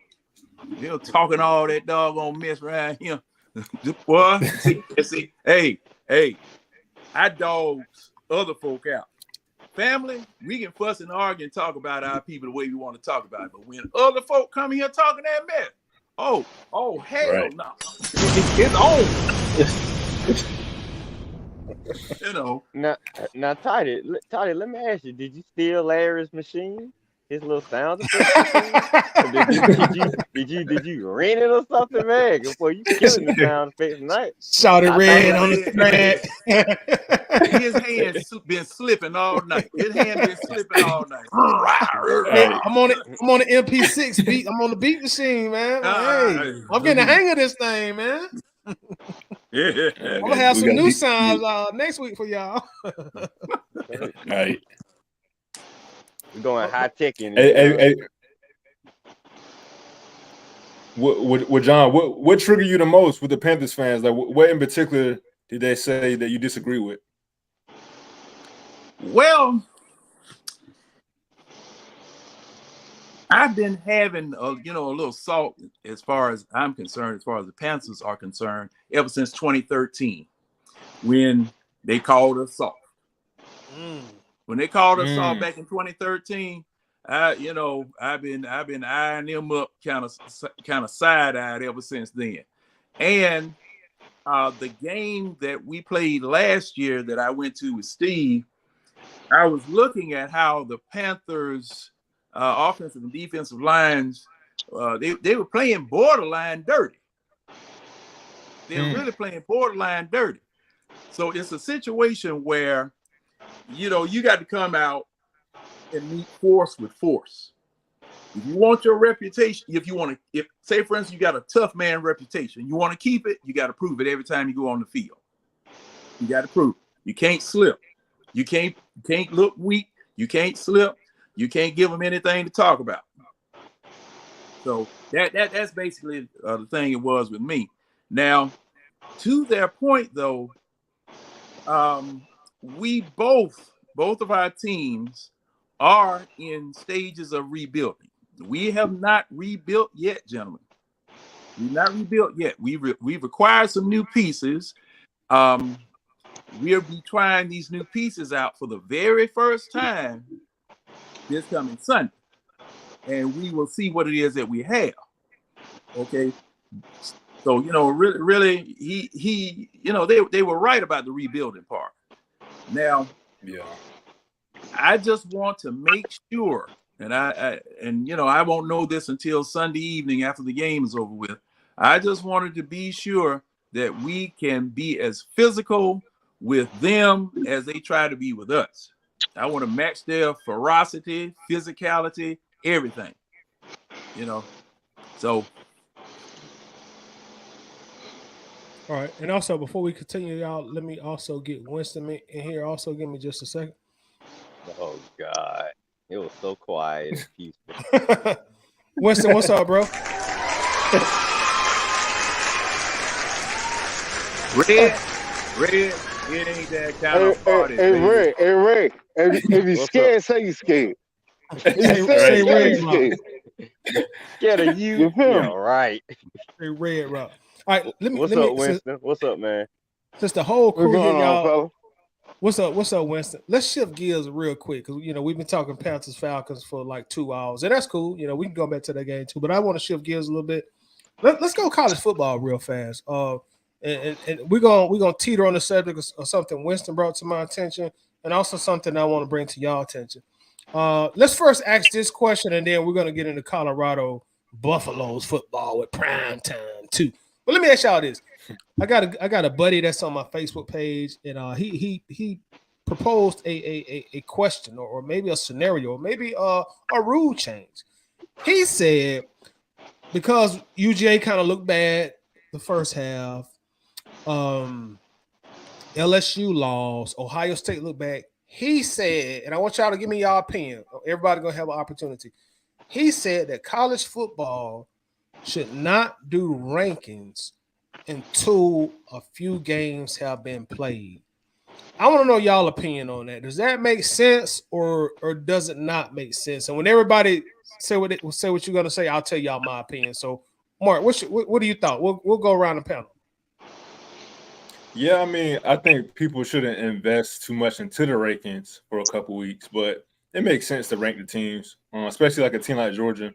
You win the title back-to-back years. You have a strong roster for the most part. You deserve to be recognized as the top team coming into the league. So I like kind of like that tradition of it. But like I said, I don't think anything should really change. People should just stop paying attention to the rankings until 4 or 5 games. I mean, these teams, they got to at least start playing, their conference games before you start really understanding, what they're about. So, again, I think nothing should really change. It's just all about, your perspective on the rankings. Gotcha. Understood. James, your thought. That's a wonderful question. I'm gonna be honest with you because for the simple fact, you shouldn't pay no attention to rankings overall. I think it goes back. You can't wait 4 or 5 games in the season. I say, overall, rankings just it really need to be done with because as for example, TCU was considered to be going for the national championship. They basically had to, win out to get to the national championship because one loss, 1 or 2 losses would have put them out. So, with that being said, yeah, I agree. Rankings really don't have a threshold on anything, really. Gotcha. Winston, what are your thoughts? For anybody to sit there and say ranking has no bearing on any of whatever, that's crazy. I'm sorry. If you play football like I play football, we play football for pride. So to be ranked 12th or 25th in the nation, that was a pride thing. And then once you get to that point, I want to protect that. Hold on.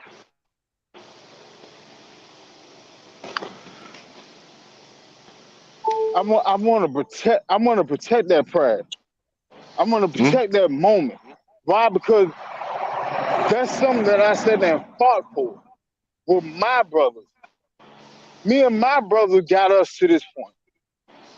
And my brother before that. So therefore, ranking means everything. In your mind, it should never be, well, it's okay if we have a slow start or whatever. No, that doesn't even make sense. That doesn't even make sense.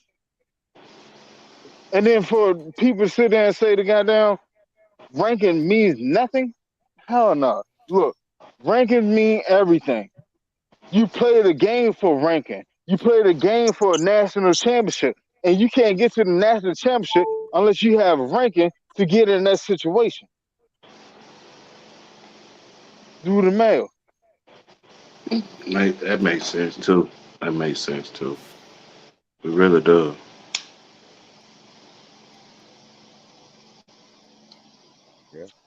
Red. All right, Tidy. Now let's be honest here, man. You see what this shirt say right here? Go Dogs. Hey. Now, mostly these comments about the rankings, and I agree with Winston for the most part. These comments about the rankings ain't nothing but a bunch of doggone UGA 3-peat haters that ain't gonna mean a doggone thing because we're gonna still 3-peat. Why? Because we are ranked number 1. And guess what? We're gonna be ranked number 1 all the way through the season. So guess what? Winston is right. Rankings mean everything because we don't fought our asses off and we don't been national champs for what? About 600 days so far. So don't try to take our rankings away. Don't try to tell us it ain't nothing to play for. Yeah, you're right. For some teams, the rankings don't mean as much for other teams early on. But I guarantee you, wait till them BCS rankings come out. And they have to, and they base those rankings on everything your ass did before. So when those BCS rankings come out and your ass ain't in the top tier of the BCS rankings, your ass gonna wish you had played hard when these rankings that you think don't mean nothing were out now, okay? You better be playing hard with these AP and coaches rankings, because if your ass don't, you ain't gonna have no chance to get in the BCS rankings where my Bulldogs gonna be waiting on your ass. And guess what? Yeah, will be out there. I know you don't think Oregon gonna do anything with it. Hey, bro. Hey, look. One thing was sure, two things was certain. We'll see y'all in the playoff. We'll see y'all in the playoff. John. Bet it up. Well, you better worry about skin Colorado. Your ass up too. Yeah, Colorado. Colorado. If anything, to be honest, if anything, we had to worry about Utah over anybody. You gonna have to worry about them too. You got to worry about USC. Don't get me wrong with Caleb Williams, but at the same time, that's not the same team they had last year. They ain't got no defense. They ain't got no defense. Yeah, they ain't the last team. They ain't the same team. That's what I'm saying. So that our divisional schedule. I'm gonna take y'all against USC now. And you better not let me down, because I'm taking Oregon. You might as well go ahead and take us against Georgia too. Hell no! We owe y'all. We owe y'all for the first game of last season. I don't give a damn what we owe y'all. So you ain't gonna collect this year. Look, I'm getting out. I'm getting out of here. Go ahead, Tyler. Yeah, go ahead, John. It's on you, John. Well, I have never been really strong as far as watching college football because of the fact that there are so many teams that there is no way for you to determine a clear winner. Even with the BCS Championship Series, as well as this tournament that you have here now, this tournament was designed to keep 2 SEC schools from ever going back and playing each other in the national championship. That's the only reason you have this tournament right now. Because it didn't work, John. It didn't work. And it didn't work. It didn't work. All right. And last year was a demonstration as to the fallacy of even having a tournament, because you had the tournament, but you put a TCU up against a Georgia that I wanted them to score 150 on them so they would never try this mess again. All right. But rankings, another angle on this thing about rankings preseason, and these are preseason rankings that this man is talking about eliminating or whatever. Can't do it. Vegas is not going to allow that. Vegas is not going to allow that. True. Man, it's too much doggone money to be made with those preseason rankings and money flowing this way or that because of those preseason rankings. No, Great. no. Don't. And just like Robert Blake told Wesley Snipes, don't get in the middle of my train. Don't block my train. Oh my God. Oh my God. Are you bringing up a damn money? No, you did not bring up an old money train. You lucky we don't seen that movie, John, because that ain't a real popular one. Everything is a money train. Everything is a money train. It's a money train. I'm talking about the movie. Everything is a money train. Look, that movie sucked. Let me tell you something. Yeah, but let me tell you something. That college football, man, these people were kicking and biting and screaming and scraping about this NIL situation. They wanted to continue to work the slaves and not pay the slaves in order that they could fill their pockets off of these slaves back. Man couldn't even have his name and number on a damn video game, man. Mm-hmm.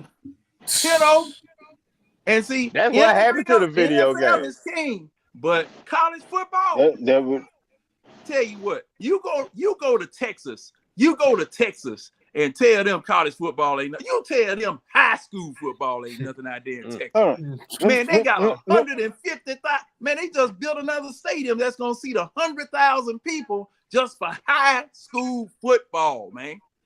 Let me ask y'all a question. That's JR territory. Let me ask y'all a question. We listening. To John Point, right? What was the last and best college football game out? Well, football game, period. 2014. It was NCAA 14. Mm-hmm. That's when everybody started rebelling against it. Why? Because y'all making all this money and we ain't getting no money. At the end of the day, had something to do with I forgot what player, but some player was the O'Bannon brothers. Yeah, Charles O'Bannon. Yeah. And what happened with them for the viewers? He won the case. No, I'm saying what was the case? Name, image, and likeness, right? The case was he wanted money for them using his image on the video game. But I think it was a basketball game though. Yeah, it was Charles and Ed O'Bannon. O'Bannon brothers. Think about it. Think about it. We all said they played those video games. Well, I ain't gonna say everybody, but for the most part, people played those video games back in the day. You had a player with the number of select players. And if you didn't know your team and what your team was able to do and what each player was able to do, you were lost. You were lost. Then think about it. I see what you're saying now. Yeah, you're right. But that was like that on the football game too. On the football game too, it was like that. Oh, you talking about both of them? You talking about? Oh, okay, my bad. I'm talking about both. I'm talking about both. Okay. But definitely, I got you.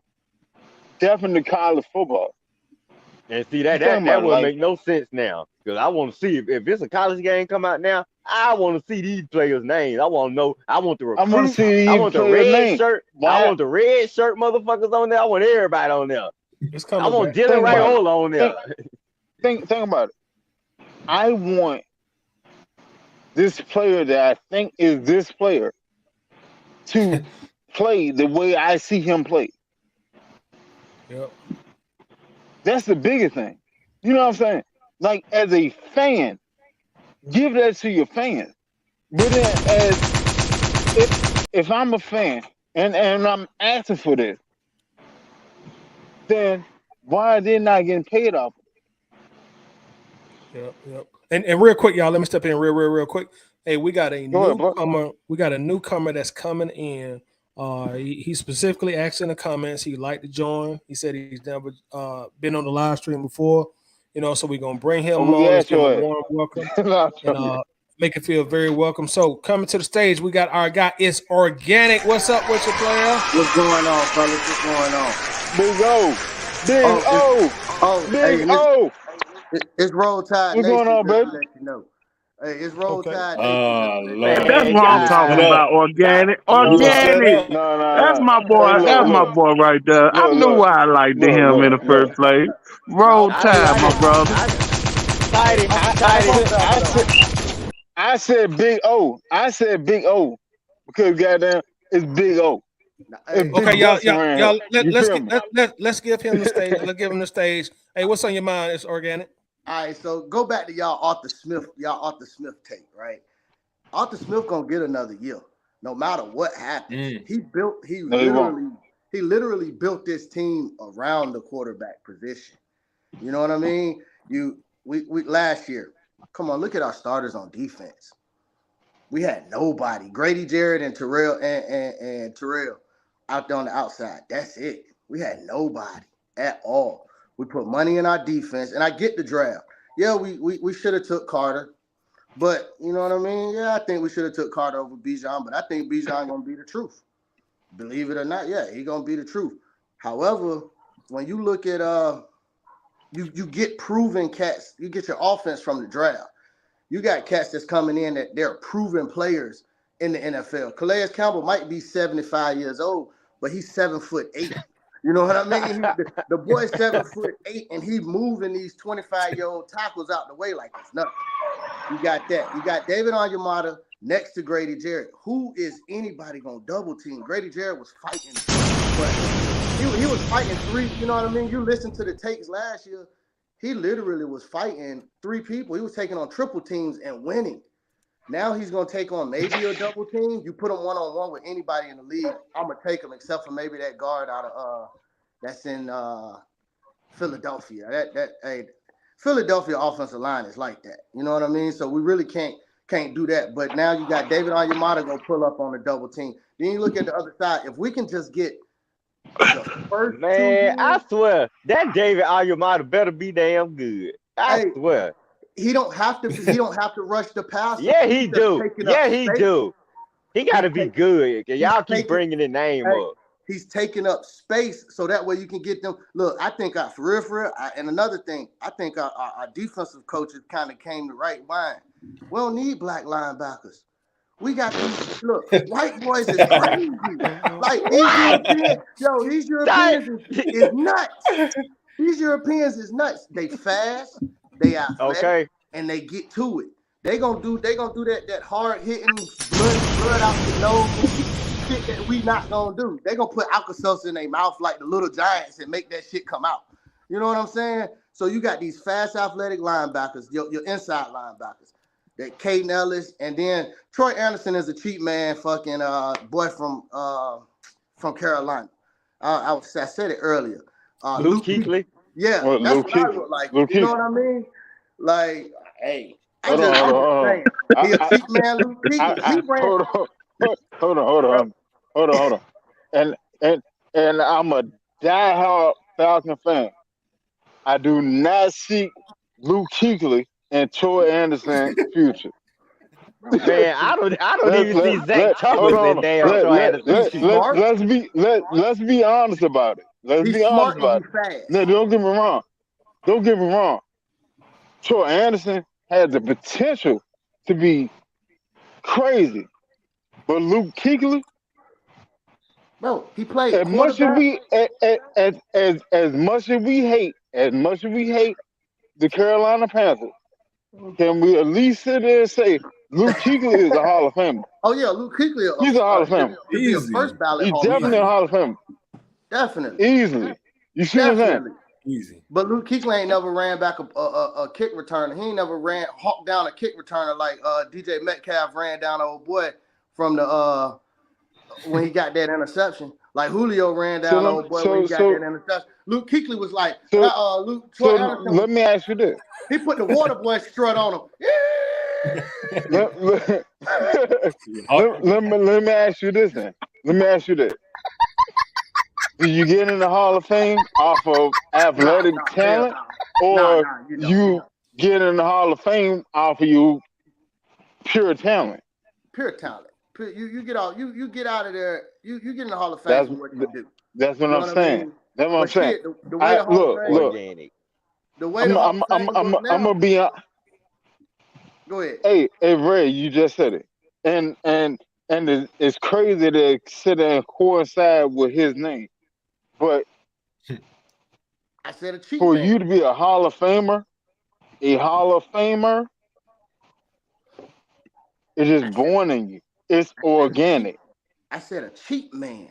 I ain't say he is him. He is the cheap man version. He like what we got? Like I live in Virginia. He's not the cheap man version. He's not even a cheap man. He like the food stamp version, dude. I don't even want to hear that. Put that nigga on layaway, man. We gonna see, but he gonna have free lanes to run through. That's what I'm getting. He's from Montana. That's Montana he- Troy. I don't he is believe in no going- Montana Troy. He is going to have free lanes to run through because our There you go. defensive front, like coming back to it, our defensive front will make sure you got 5 offensive linemen.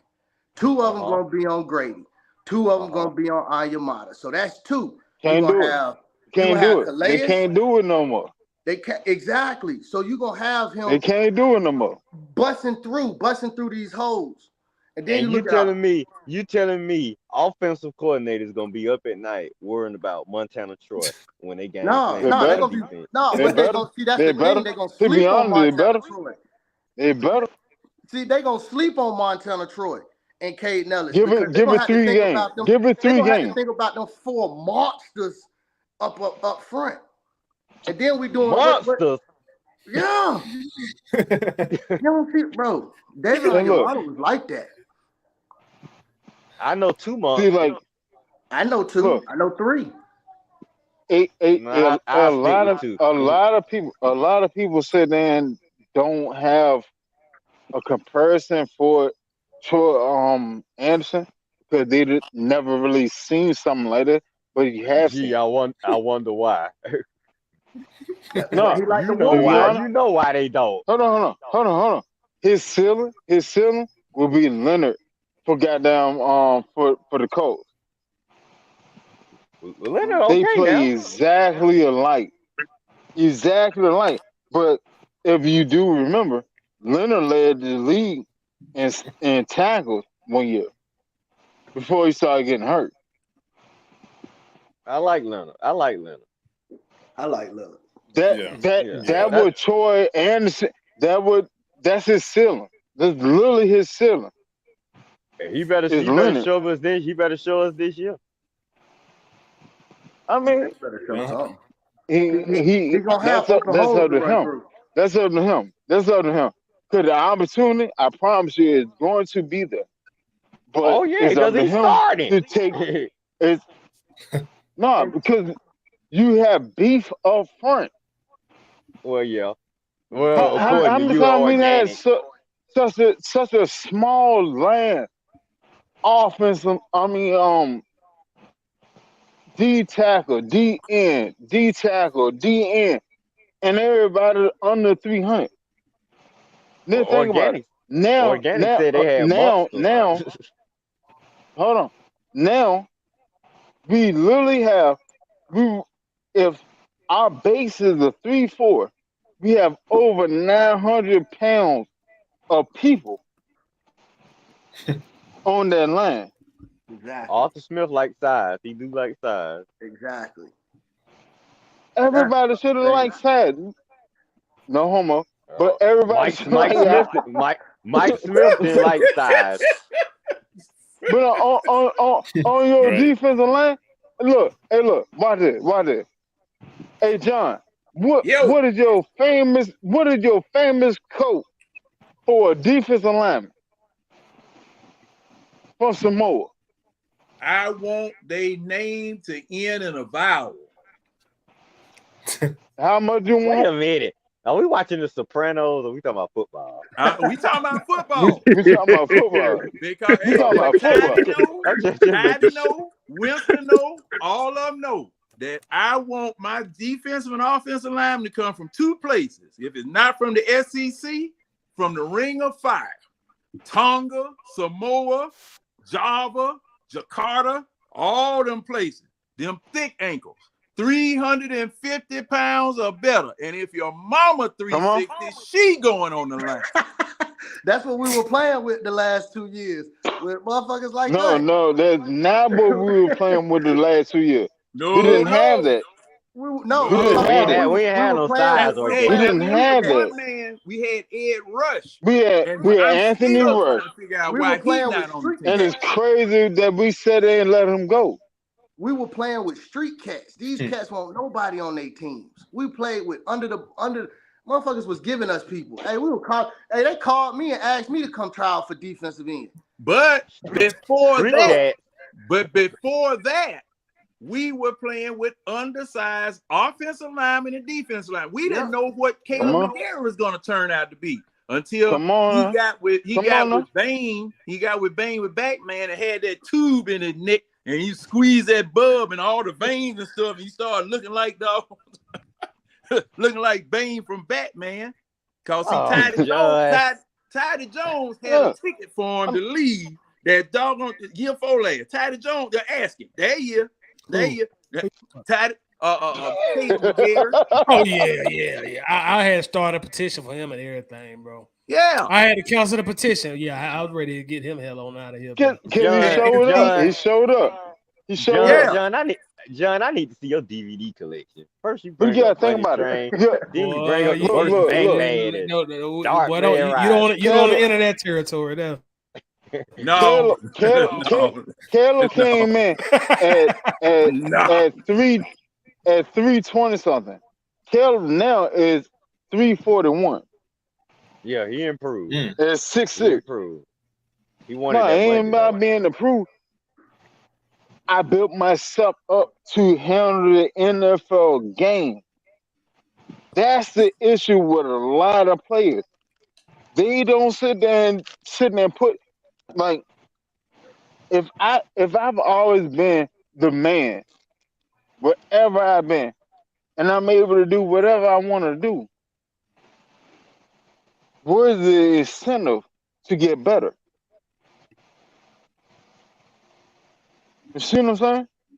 If I was the man, and then I get to an offensive or defensive line, and I'm starting, what's the incentive to get better? And that's been the issue for us for so long. Look at Vic Beasley. Including our old quarterback. Look at Vic Beasley. Watch it. Look at Vic Beasley. He was the man on the line. But the unsung hero was Grady Jarrett. And Poe. Yeah, and Poe. Yeah, definitely Poe. Yeah, what did you do? What is Poe doing now? What is Poe doing now? Looking at y'all on the YouTube. On YouTube. But no. Let's go back to Poe. You see what I'm saying? I pointed this out. What is Poe doing now? I pointed this out some weeks Poe back helped Grady. about Poe. We saw Poe. What is Poe doing now? We saw right Poe. now. What is Poe doing? Yeah, high school coaching high school football. Yeah, that's a good question. He coaching high school football. Yeah, and Grady is a second team all pro defensive lineman. See what I'm saying? No, I mean, I definitely agree that Grady's better, but I'm just saying he was very important that season. Like, because then we felt it the next season when we didn't re-sign him. We felt it like at an all-time high. But it looks like he's in Dallas right now. Ma, let me ask you this question. So he with Dan Quinn now. Who's with Dan Quinn, Mark? Let me ask you this question. So when they was all coming out, Vic Beasley was the higher touted player out of all of them. Am I lying? Man, that draft must have been so weak. Am I lying? No, Vic Beasley was the highest touted player. But who was the best player off of that line? Grady Jarrett. But when you really think about it, to your point, at Clemson, Grady was probably the better defensive lineman at Clemson too. No, he just was small. He was just small Big coming into Beasley the was sitting there draft. hanging. Big Beasley was hanging numbers, and people didn't want graded because they didn't want a 6 foot 300-pound defensive lineman. Because they didn't understand how the game was moving. The game was moving to more offensive base, so you need that little quick titch defensive tackle that can get in there. Now we have two of them. That's the biggest thing. We have two of them now. We got Grady and David Onyemata. They both about the same size, same height, and both play the exact same way. That's what's gonna give offensive issues this year. But we can go back to the previous concept, and yeah, Grady was the best player off of their line by far. What? No, you know what? I do you one better. Grady would not be the best player off of that line if Vic Beasley was if he was really incentivized to play the game. If it was really in his heart, Vic Beasley would have been the best player out of that line. Well, we know it wasn't, except for 1 year. Yeah, and then when that flame burned out.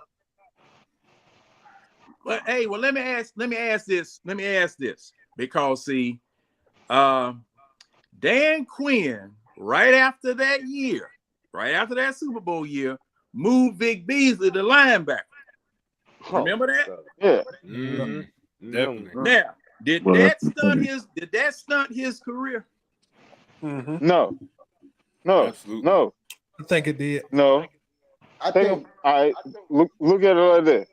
So we have right now somebody we're sitting banking on to show up.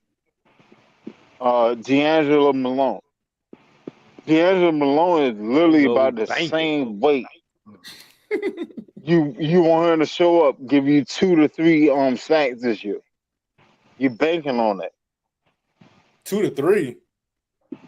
2 to 3 sacks. I need 5 out of Get him, Mark. You want more than that, don't you? No. You're looking at it as a fan instead of looking at it objectively. Out of D'Angelo Malone, you want him to get 2 to 3 sacks or up to 5. Okay. But you want him to give you at least 2 to 3 sacks. And he's the same build.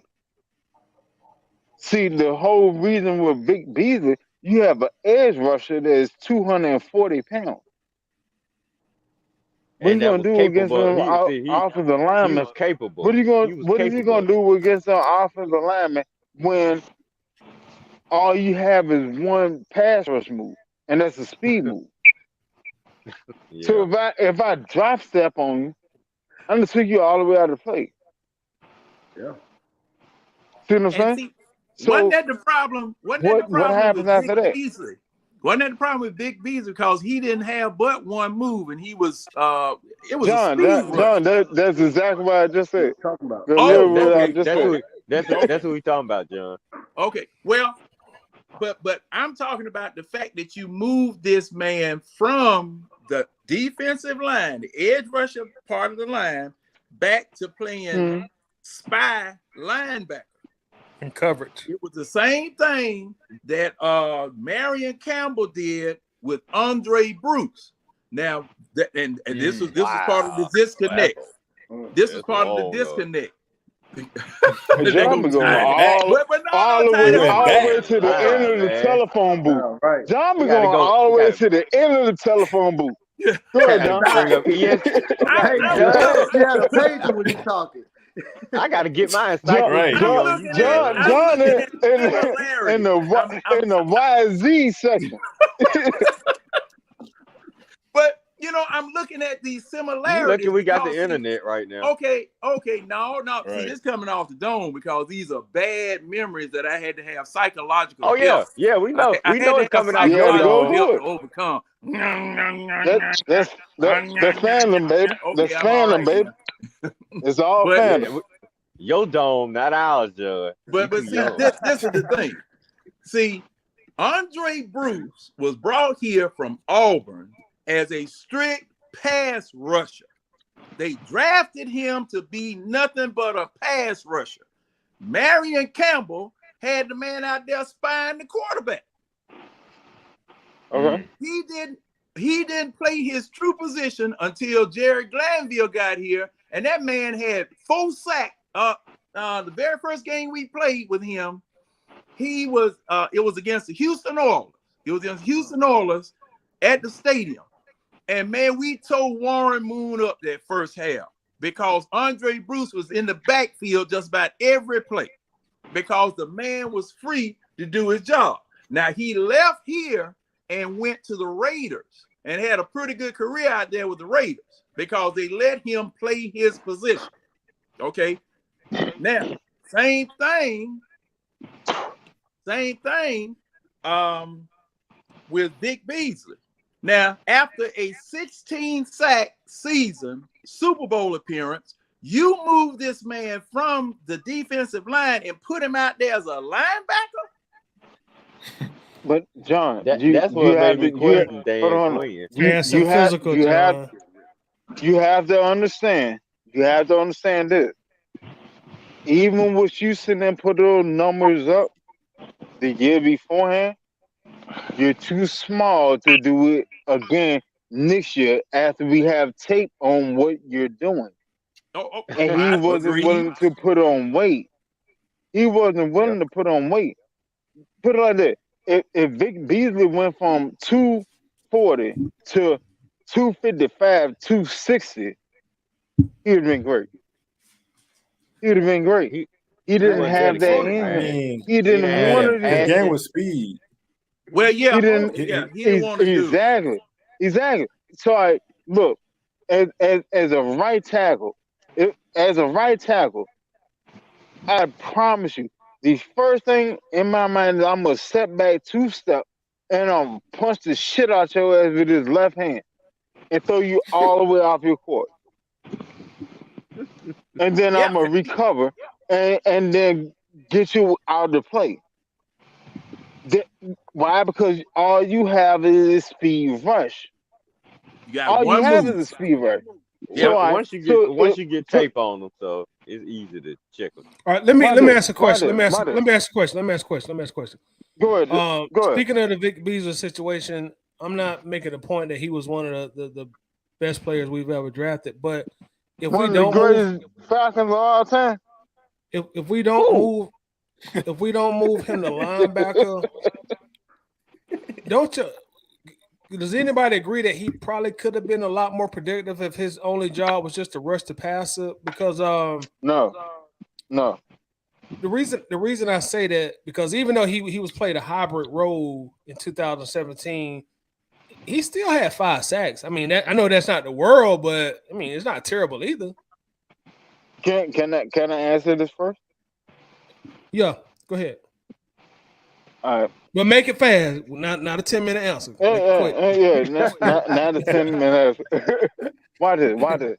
All right. So you went from 16.5 sacks on our Super Bowl run to 5 sacks the next season. I have tape on you. And you're still trying to do the same things. That goes back to a mentality. I want to be great. I want to be great. So therefore, I need to develop a pass rush package. He never tried to do that. And for the fans that watching and sitting there and listening to this, when I say a pass rush package, all right, so if I go off with a speed rush on the outside, and I see that tackle setting to my outside,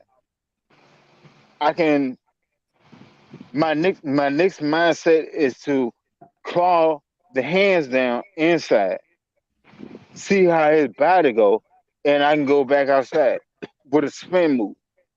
Or if I club his hands down, then I can spin back to the inside, and I got a direct line to the quarterback. Or I can go speed and then dip my outside arm inside of him, rip up, get him off his platform, take my inside hand and push him out of the way and go straight to the quarterback. That's a package. He never developed that. All he was speed off the outside. And if I don't get off of that, then I'm dead.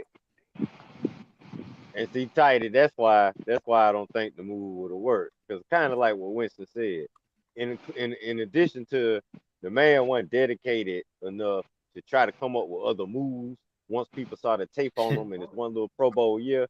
The dude, number one, his intangibles sucked. His physicality was weak. And like Winston said, if all your game is speed, once we get tape on your fast stance, you better find something else or you're going to be dead in the water. And you see, mostly after he left us, he was there. And then on top of that, Dan Quinn kind of miscoached him when he was here, I think. I don't think a lot of the coaches knew how to reach him, knew how to get that dog out of him when he was here.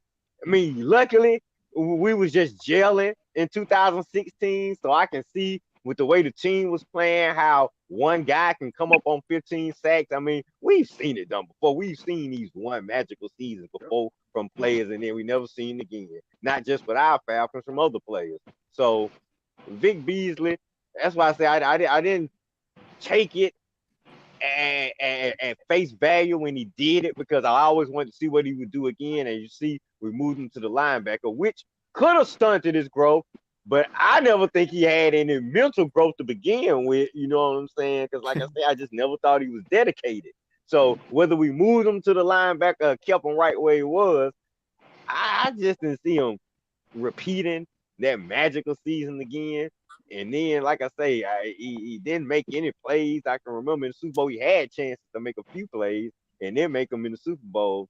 Vic Beasley, I just never bought into him. You know what I'm saying? I'm glad he was able to have a 15-sack season, but I'm not going to say Montana Troy right now. But like I say, Vic Beasley, I'm saying I ain't saying he on that level, because he did have a 15-sack season. I don't think we're going to ever get that from Mr. Montana. So, but like I said, I'm with Winston. 15.5.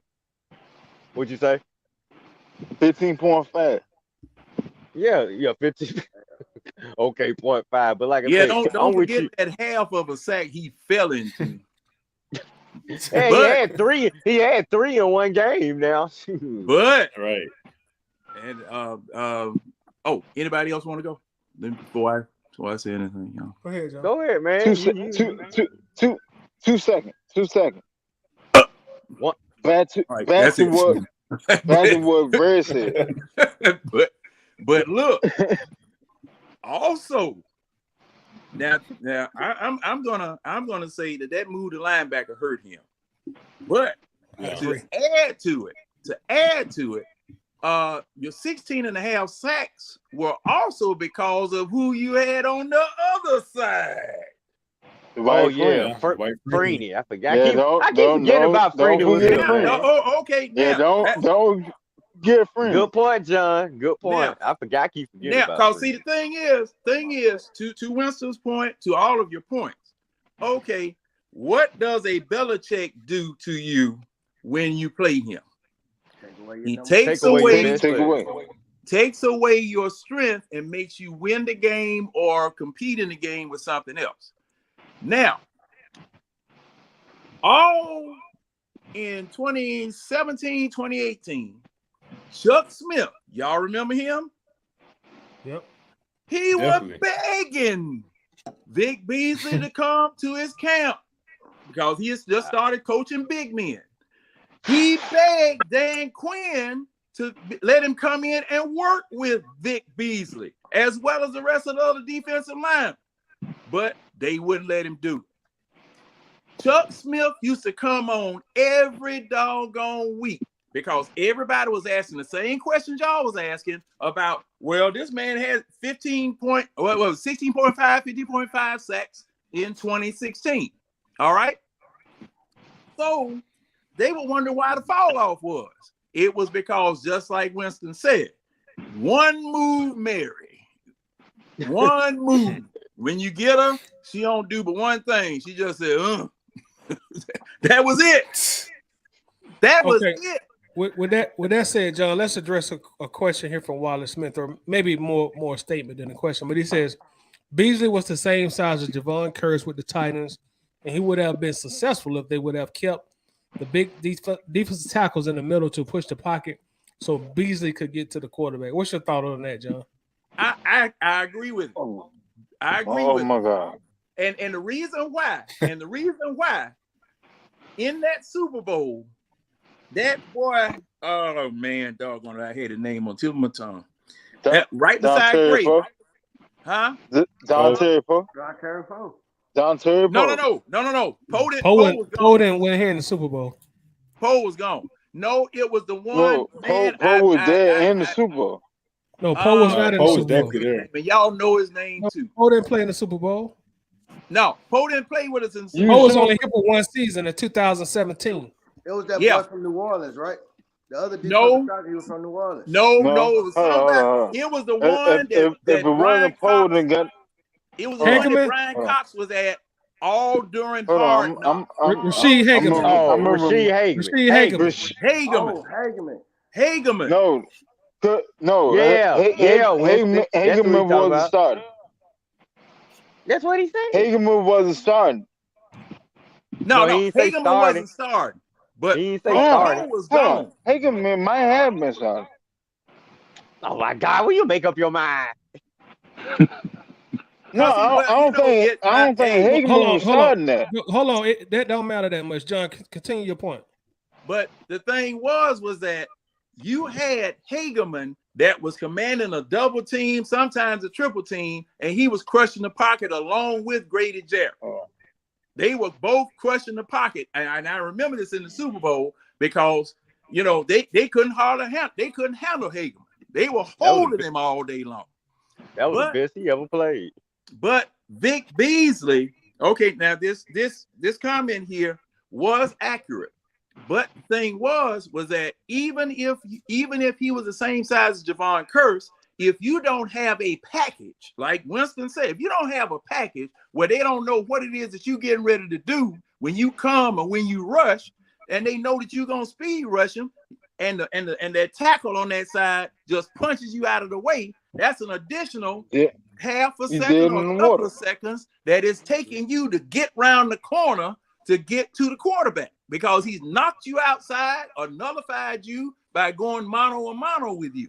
So Vic Beasley did not do himself any favor, because that offseason, he didn't train, he didn't learn anything else, couldn't nobody teach him anything. He was just one move Mary. Like I said, just one move. That's all he had. No intangibles. I give you a better example. Look at Caleb McGarry. What do Caleb McGarry match up best with? A player to have a straight bull rush. He's a mauler. And he had to sit there and learn how to develop counter step with people that had a package on the pass rush. But Winston, that's how he ended up showing out this year. Winston, that's how he ended up showing out this year, and that's how he ended up getting paid. But Winston, let me tell you about Caleb McGarry, and he's the opposite of what the boy Vic Beasley didn't do. Caleb McGarry started number one, even though you can say he probably did it because he wanted that contract, and so that probably had some incentive. But Caleb McGarry started watching tape. Caleb McGarry started studying other defensive linemen. Vic Beasley. That's exactly what I've been saying. None of that shit, man. He ain't studying no damn tape. He give a fuck about. But to be honest, Go ahead. But I to just be want to get honest, that point across that Caleb Gary actually took some attention to his craft. He actually tried to get better, and he did get better. Caleb learned a lot from Chris Lindstrom. That's Well, yeah, of why. course. That's why it's so important to have great players on your offensive line. Why? So they can develop that. Same thing That's with a the good, defensive line. good point. You want to have That's a good great point. players so they can sit there and show everybody else, hey, this what I when I see this double team coming, I'll jab step right to make them move. And I slide back inside, a knife on the inside shoulder, and I'm through the gap. Well, he had Dwight See what I'm Freeman. saying? He didn't And that He didn't have- watch it. didn't have- When he had Dwight Freeney, he had 15 and a half sacks. Dwight Freeney was here for one season. What did he do after that? Yeah, it What fell do into the What do you do? Not get better and not pay attention to what Taddy, Dwight told him. Taddy, what did he do? My thing is, can you What really is his credit? number? Can you really credit one player for another player's success in that fashion? Yes, easily. I don't agree. The mental No, aspect. hold on. When it comes to line play, it's all in sync. It's a dance. And if you off step in this dance, you are back. All right, Tidy, let go me ahead, ask you Red. this. Go ahead. If the defensive line, if our defensive line just all of a sudden get better this year, you don't think Calais Campbell gonna have something to do with that?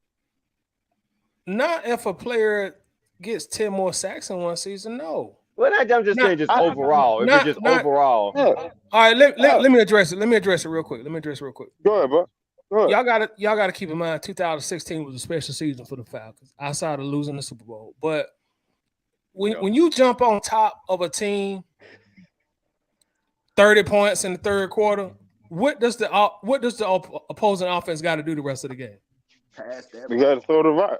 Okay, now you got to throw the rock and run the ball. You said they got to throw the ball and run the rock. Let me finish. Go ahead. They got to throw the ball. So as a defender, if I know you're gonna be throwing the ball for the next 18 minutes, I'm just gonna pin my ears back and rush the quarterback. I mean, it's not rocket science. I'm not saying Freeney didn't play no part in it, but I'm not gonna give Freeney sole credit for Beasley getting 15.5 sacks. I'll give more credit. Y'all can throw these tomatoes at me if y'all want to. I give more credit to Matt Ryan for that. I give more credit to Matt Ryan for getting 15.5 sacks than I will Dwight Freeney, and I stand on that. Winston, give me them goddamn tomatoes. Hey, Tyler. Yeah, I'm ready to throw all of it. I give it to the MVP. I give it to the MVP of the league, putting up some of the most points in NFL history than I will to a 45-year-old defensive end who just giving me, like.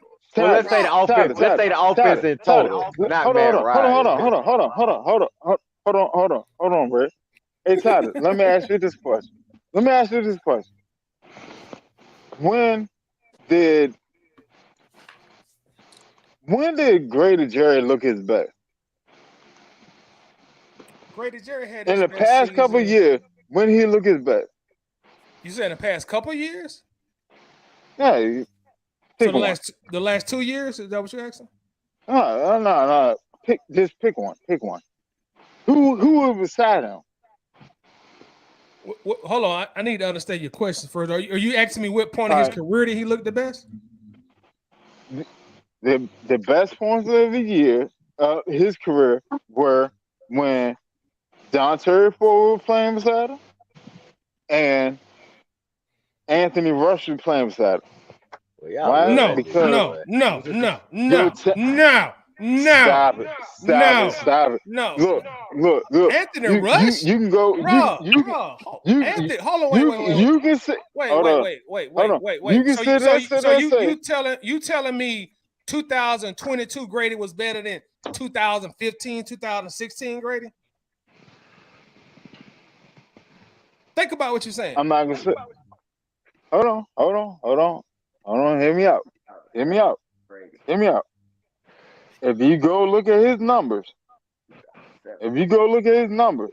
he was more dominant with more tackles when he had the actual big man beside him. So he's affecting the run more. He may not be affecting the pass rush more, but he's affecting the run more.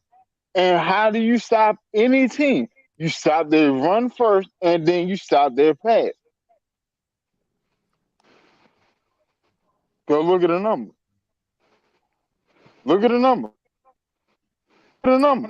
I don't agree with you. Then tell me I'm lying. 2016, you See talking what I'm saying? So hold on. Now why this? Now, would Caleb McGarry be Caleb McGarry with Wait. Wait. Let's stay on one thing at one time. Let's not jump to Caleb. Let's stay with Grady, then we'll go to Caleb. Okay, let's go back to Grady. Now, you telling me in 2022, Grady was better than Grady was in like 2016, 2017, 2018. That what you saying? Look at the talent on the line. Hold on. Look at the talent on the line. But no. That's a yes or no question. You dancing around the question. Yes or no? No, I'm not dancing around the question because that's literally my whole question. He had better talent on the line. Every time he had better talent on the line, he done showed up. Okay, let me ask you your own question back to you. What 2 years does Grady stand out most in his career to you? To me, that's right. To you, Winston. Hold on. as an actual person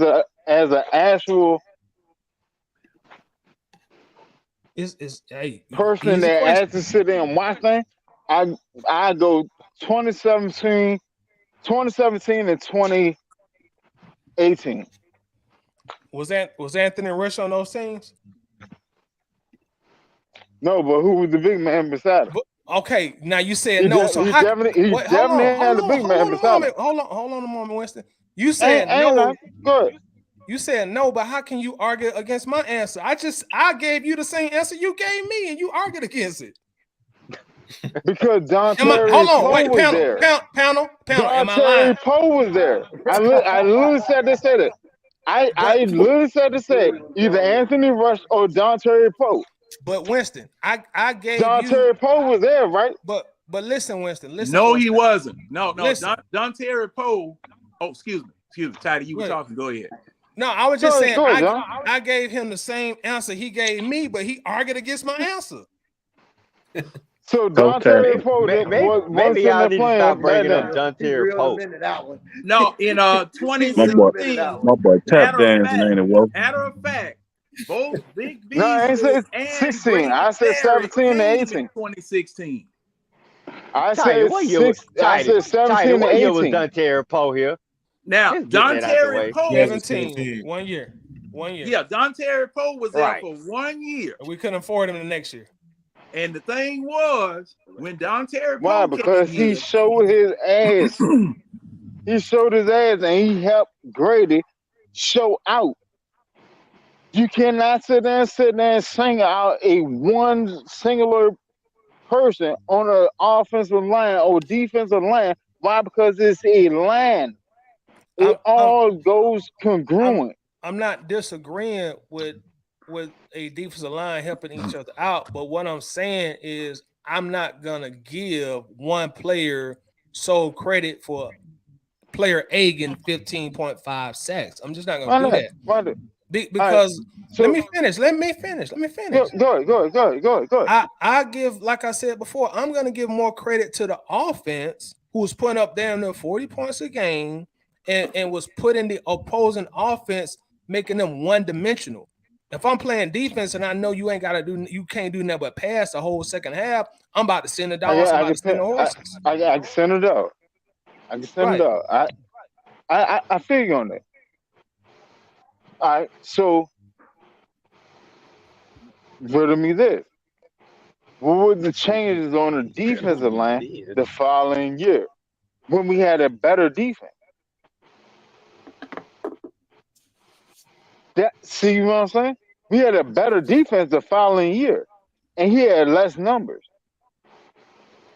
Our defense the following year was okay. See, was you walked ranked into the ninth. trap. You walked into the trap. The offense the offense was way worse in 2017. Way worse. I mean, we had a historical offense in 2016. That's my point. That's the point I'm making. I'm gonna get an offense.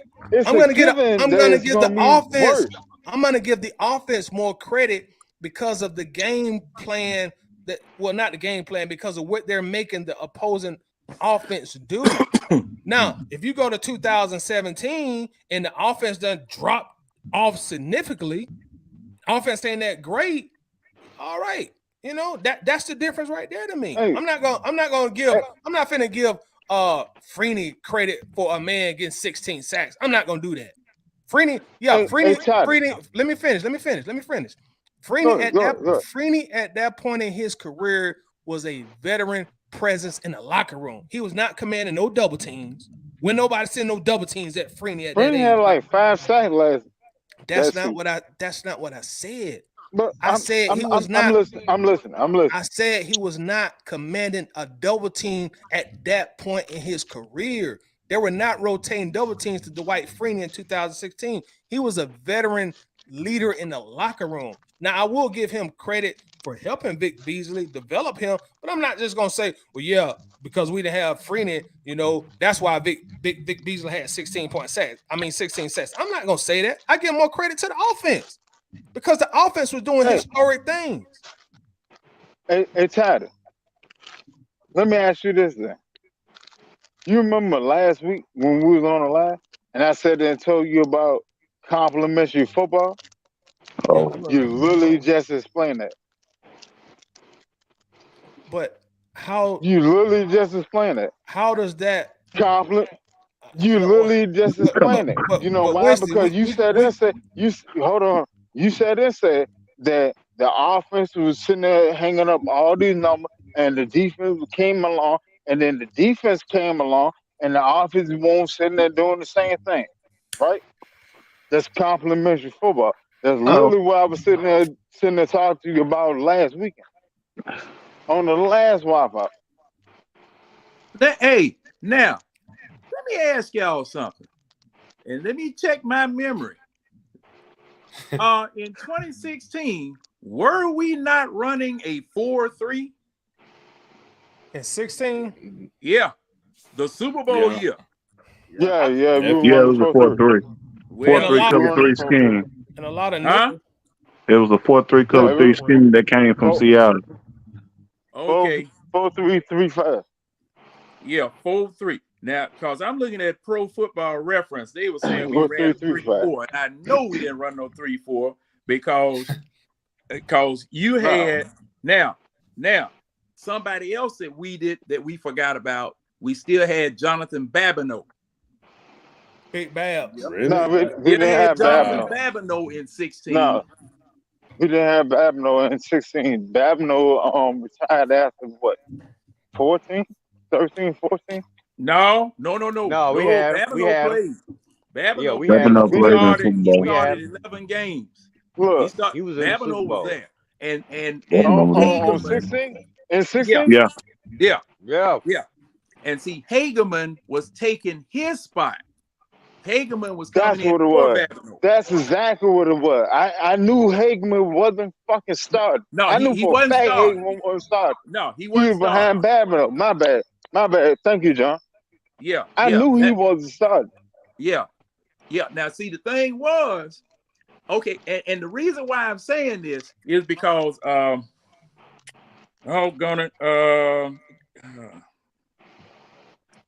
in that, let me see, Hard Knocks, what year was that? That was 2015 when Dan Quinn first got there, right? Mike Smith was on Hard Knocks. That was his last. Matter of fact, that was Mike Smith last year. 2014. Yep. Shit, that hard knot might have been got down the catalyst get it ass about the dope. Yeah, I wouldn't doubt it. I wouldn't doubt it. But at any rate, but you know what? Now, see, I'm about to double check all this stuff.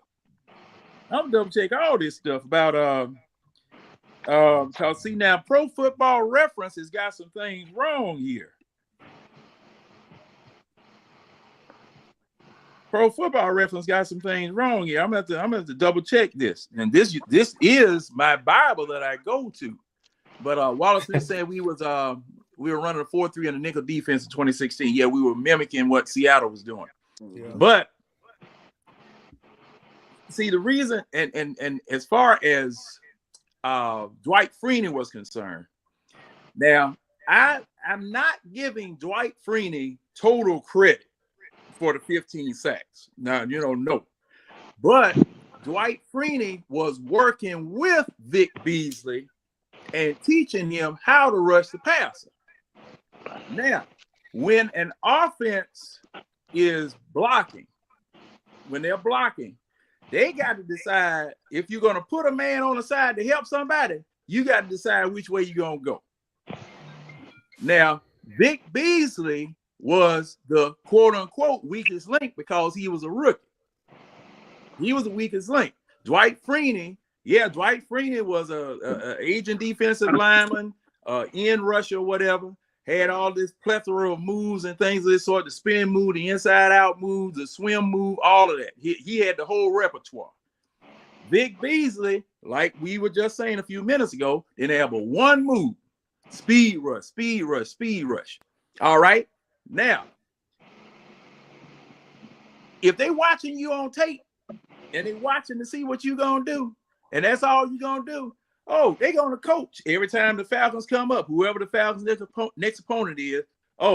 This man here on this end here, the only thing he can do is doggone try to speed rush it. All you got to do is knock the snot out of him, and after about 3 plays, he'll give up. He'll be through. And that's basically all you have to do if you only have one move. But and back to that Dontari Poe conversation that we were having a second ago. We were the stupid ones that saw Dontari Poe out in Kansas City at 300 and whatever pounds he was out there in Kansas City, that put clauses in his contract for him to lose weight.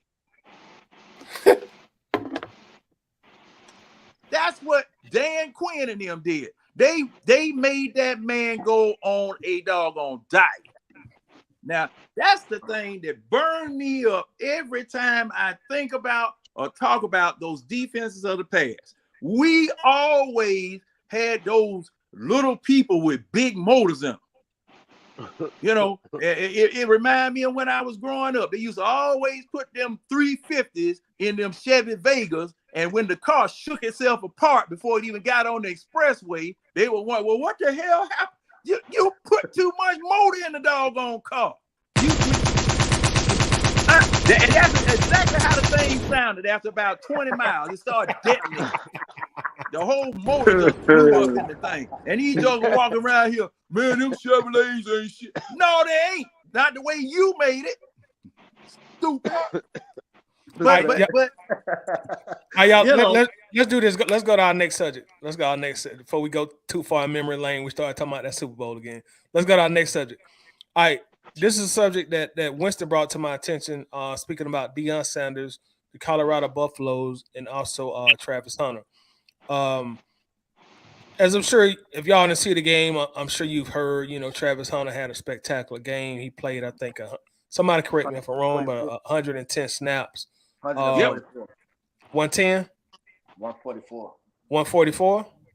Damn. 144. Kill that poor boy. 110 snaps, 11 reception, 119 yard, and one about right. Interception on defense. Okay, so 110 snaps. Deion Sanders being a former Falcon, let's talk about that. What are y'all What are y'all thoughts on the Buffaloes? What are y'all thoughts on Coach Prime as a coach? Do you think Travis Henry can keep that same workload up. I think they got Nebraska tomorrow at noon. So what, about 10 hours from now, I think. Do y'all think Travis Hunter can possibly be in the Heisman race? Do you think Shedeur Sanders is that guy? Do you think Deion Sanders can win 10 games this year? Let's go around the panel and just get everybody's thoughts on the Colorado Buffaloes, their players, also Coach Prime. We're gonna go in reverse order this time. We started with Mark last time, so let's go down to the bottom. Let's start. Who's at the bottom? That James was that one. Who at the very bottom? It should be James. That James. James, Oh, you still there? yeah, I'm here. I was listening. What's your thoughts? Uh, I'm a game by game type of person. I just don't base it off one game when it comes to it. I've been following Coach Prime in the Buffalo. Since he was at Jackson State, as you know, because I'm in the state of Mississippi, so I followed him very closely when they was here. Um, the thing is with Coach Prime, he wants to win now. That's the main thing. That's the main objective with him. Long story short, Travis Hunter is a dog. He's a certified go getter. He can play on either side of the ball. He's been doing that. Matter of fact, he's from Georgia, so he's been doing that since high school. So basically, um, with that being said at hand, I think they can do it. They do have some early tests. I think next week they play Winston team, actually Oregon. Then after that, then they play USC. Um, so they got some early tests. If they can get through those tests, pretty good overall. Yeah, then I think they'll have a wonderful season. Um, with that being said, Shedeur is the truth. I knew he was gonna do that due to the simple fact was that system that they have at Colorado now. They ran that at Jackson State. He been in that system for years, so he knows the plays in and out. And the offensive coordinator just added some wrinkles to it to make it better. Um, the overall squad, if you look at it, they completely revamped their whole squad. They took 52 out the transfer portal by itself. 52 players. So with that being said, they got the players. Like they got what's his name? The receiver used to play for the Saints, Horn.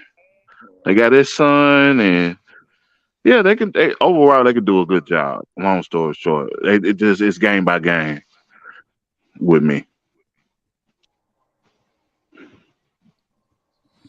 All right. Red. Uh, I agree pretty much with most of James' thoughts. It was a good start for Prime. I'm a huge Prime fan, so I'm kind of excited how he got them boys turned around. And man, one season. I mean, they was a one-win team last year, and they already got one win. Pretty sure they're gonna get more than that. So, but James is right.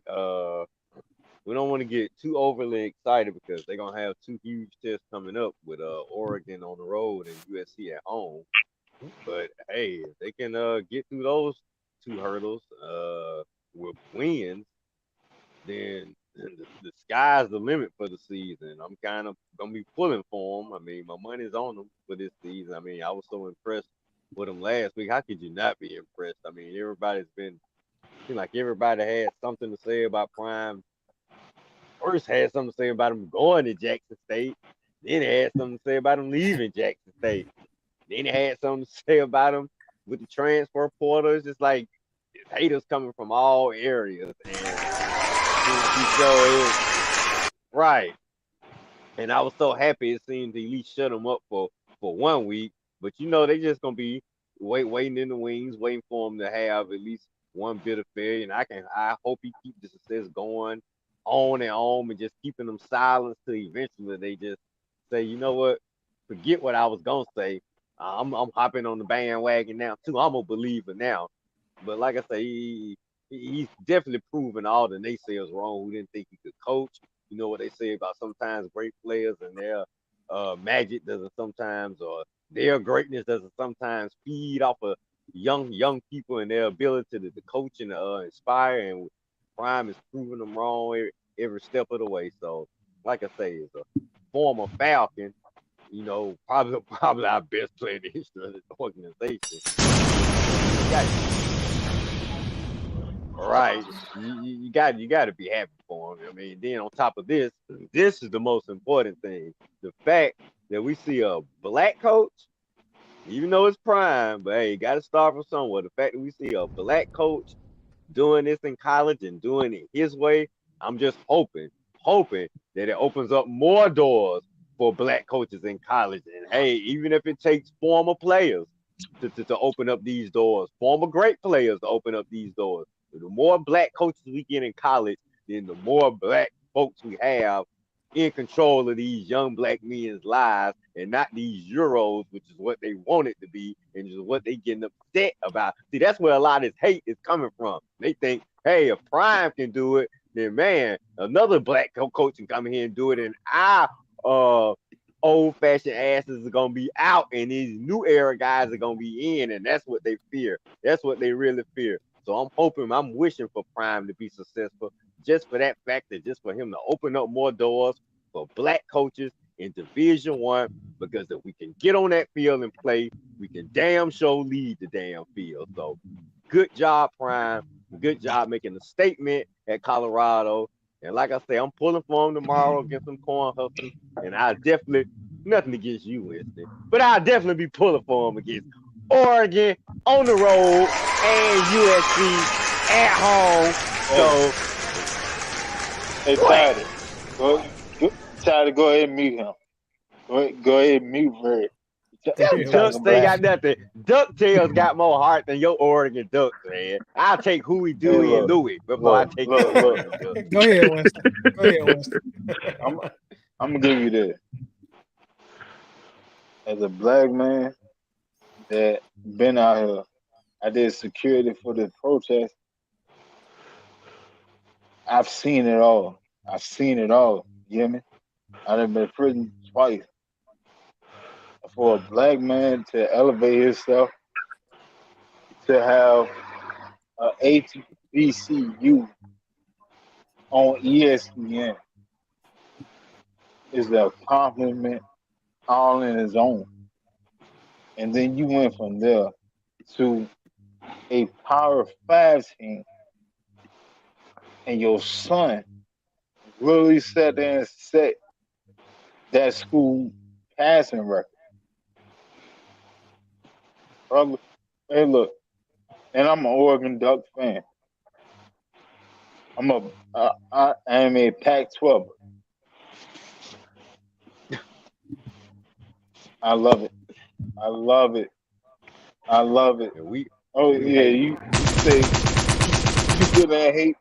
You can hate on it, but I mean, if memory served me correctly, our quarterback from last year was from the Pac-12. Yeah, he wasn't our quarterback. So okay, good. Yeah, you better talk about. You better know he wasn't. You better talk about Auburn. I ain't no Auburn fan. Look, he wasn't from my school. Marcus Mariota won the Heisman in Oregon. How dare you bring up that star guy? Bring up Marcus. Anyway,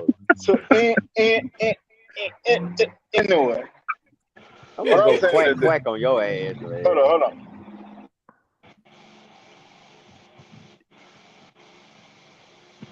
What I'm saying They're not gonna beat the Bulldogs, so I don't know what you're holding on for. Yeah, all right. This skin got ass up. Probably. Hey, look. One thing for sure, two things for certain. We don't be lacking. Oregon does not be lacking. That's a sleeper pick. You hear me? Now, back to what I was saying though. With Coach Prime, man, I'm so proud of what his brother is accomplishing. You know what I'm saying? And I want the best of success for him. I want him to have an undefeated season outside of Oregon. How you gonna have that? You got to beat Oregon too now. Whoa now. Don't Nah, worry, James. He will. hold He on, will. hold on. I said undefeated season outside of Oregon. Not So he's not undefeated, gonna beat dude. Oregon. Hold on. Hear what I'm saying. What I'm saying is that right now he's building it. This team is on the rise to be like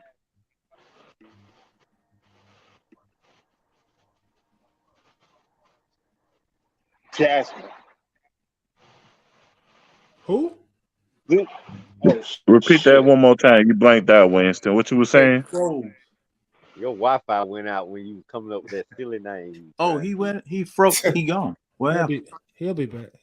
Oh. All right. It's organic. Oh, Go yeah, ahead he'll until be- Winston come back in. All right.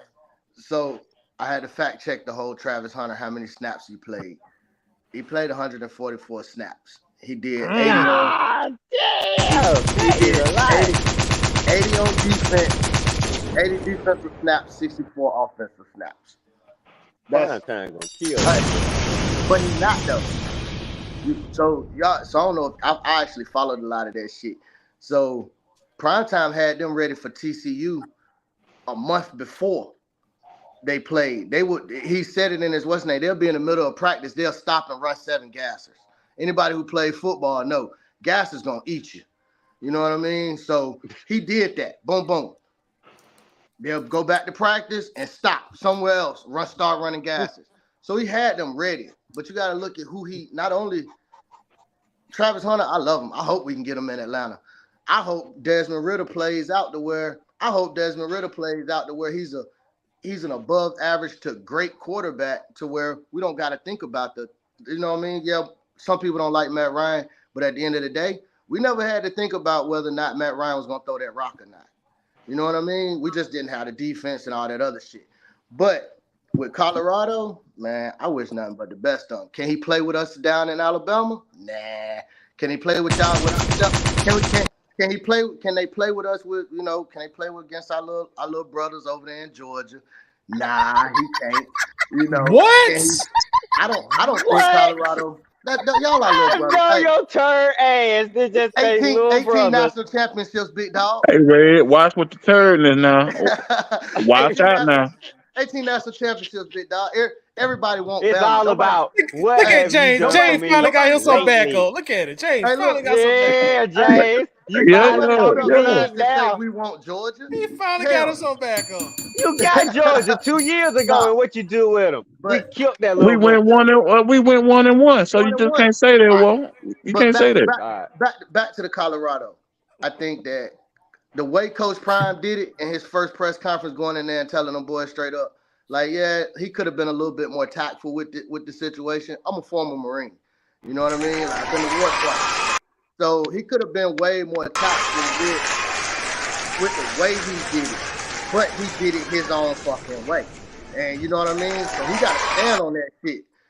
Hopefully he don't get blown out. Because if he get blown out, I'm telling y'all, them Europeans going to be at his throat. Like, they going to be at his throat. They wait last week. Oh, yeah, yeah. They gonna be waiting every week, or like I say, that's what I'm saying. He might gonna have to go undefeated, or at least he gonna have to have a winning season. I mean, he can't really have no more than 2 or 3 losses, because I'm telling you, you don't want to go. You don't want to have an under 500 record. You don't want to. Yeah, he gonna have a winning season. Yeah, that one. I already said like at least 9-3. I only see really one loss, and when I look at it. It's the Pac-12. Utah. Don't nobody really play defense over there anyway. Right. And his team, that's what I'm Zero. saying. And Shedeur, the way they were bought, man, Shedeur, Travis Hunter, and Brian Edwards. But where it all come out at is he got his son playing quarterback, but his other son play safety. Shallow plays safety, and Shallow led them in tackles and missed 3 tackles. Had 3 missed tackles. That's what he was saying. You know what I mean? Get in Shiloh ass. So it's kind of like, bro, if they had defensive linemen and offensive linemen, because that's where they weak at. They weak with the big boys up front. Wait till that recruit start. Wait till Prime. Wait till folks start really believing in Prime. Like, man, I gotta put Colorado on my list, man. Yeah, on my list to go see. You know what I Somebody mean? So, somebody just switched up. What didn't a quarterback all of a sudden say he gonna go to Colorado and visit yeah. them this week? Yeah, the number one Yeah, quarterback in the 2025 class. Alabama's so Alabama got a running back. We got a running back that we that he's already committed to us. But I think he said, well, shit, I'm gonna take an official visit to Colorado. See, You know what I Prime mean? stealing fucking players, man. Hey, but it's some Georgia players that's going over there too. Hey, don't Hey, look at it like it's Alabama. Just worry about Alabama. Worry about Alabama. Worry about Tuscaloosa. But with Colorado though, I think Colorado gonna be good. I give them about another 2 years. You know what I'm saying? Because I want to see what's gonna happen with the next quarterback. Because see, he ain't gonna have his son forever. You know, he ain't gonna have him forever. Can Shedeur come out this year? I think he can. Yeah, he can. He can. But you got to think his dad gonna let him know, hey, we got unfinished business. Remember, that's been their biggest thing, unfinished business. When they were in Jackson, it was, hey, unfinished business. We got business. You know what I'm saying? Now, Tidy, when does the playoffs expand to 12? Is that next year or the year after? Next year? Yeah. But they don't got the dogs up front. They don't got that front line, bro. Our defensive line, both teams, Bama and Georgia's defensive line were mauled as shit out of Colorado. Hell yeah. Shedeur, I love Coach Prime, but can't fuck with us, man. Nah, he ain't fucking with us. I ain't worried about that. But Shedeur already showed, even with TCU defensive line, he'll get in those pressure situations and he just fold. You know, he not using his legs to extend the plays. So he'll just kind of fold. That's where he gonna have to work on. That's where Prime gonna bring him back next year, get him real groomed for the NFL, and then take off. Travis Hunter, same thing. I think Travis Hunter gonna be one of them cats that motherfuckers gonna be trading 7 first-round picks, a left kidney, and a kid to get them to come to wherever they at. But I think Prime gonna have a good year. Travis Hunter, can he do it to answer your question, Tidy? Can he do it the whole year? I don't know. Who knows? But you know, he's getting rest at practice. He's not practicing every day. Prime already said he only want to see him on the practice field on Wednesdays. Thursday, he only doing walkthroughs, and he knows the game plan. Prime said his biggest strength ain't even on the field. It's what he does off the field. His watching tape, dissecting tape. He's sitting down with Coach Prime, your damn coach. He can sit down with Michael Irvin. He can call Michael Irvin and be like, hey, Mike, hey, Uncle Mike, can you watch this tape with me? You know what I mean? Hey, I'm trying to dissect this receiver. What they number one receiver do? Or anybody else, you know what I mean? He's got connections to where he can do it. And that's what the beauty of having a black man at a PWI institution is bringing. It's bringing the fact that he has connections to the NFL world, where these boys can actually sit down, have conversations, be able to talk to people. Champ Bailey, when I was in high school, my motherfucking receiver coach was Marcus Nash. You know what I mean? He practiced every day against Champ Bailey. So we had an up on a lot of shit in high school. So I'm telling you, that mental shit, bro, that's gonna fade well for that whole organization. And then when it's all said and done and Nick Saban retire, Prime gonna come to Alabama. And we're gonna keep the tie rolling. Oh my God. Is that where this entire damn speech was going? To this little dream scenario that you think you gonna get Prime to Alabama.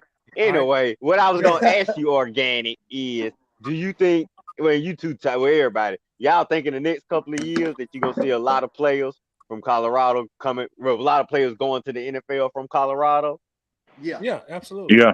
It's gonna be a system. That connection he has with him in the NFL, automatic. I ain't gonna say automatically, but it's there. It's gonna be there. It's gonna be strong. Pro ready. Mentally, they're gonna be pro ready. That's what I was gonna say. They're gonna be ready made. You already got 2 first rounders on the team right now. Oh yeah, the Heisman question is Travis Hunter in the Heisman. I was looking at ESPN earlier, and for College Game Day, because I got off at 2 today. At College Game Day, they what they say? They said them both of them is already in the Heisman talk. They in one game they done been catapulted up in the Heisman talk. They are now. I don't know if they are as of right now, but it really don't matter till like after about week 6 or week 7. I tell you what, he sure got he a first round pick. I mean, like what you said earlier, I'm talking about a first round pick that might be worth giving up a couple of picks for. Now, I right. mean, because you got to think about what you say.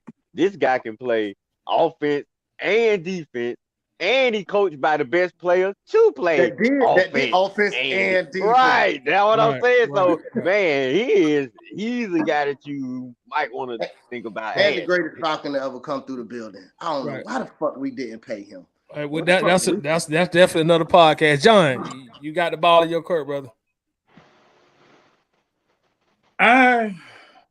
Well, I'm going to try to stay out of the Alabama-Georgia conversation because, see, now there's some really bad things I could say about Alabama. Oh, God. The school, and,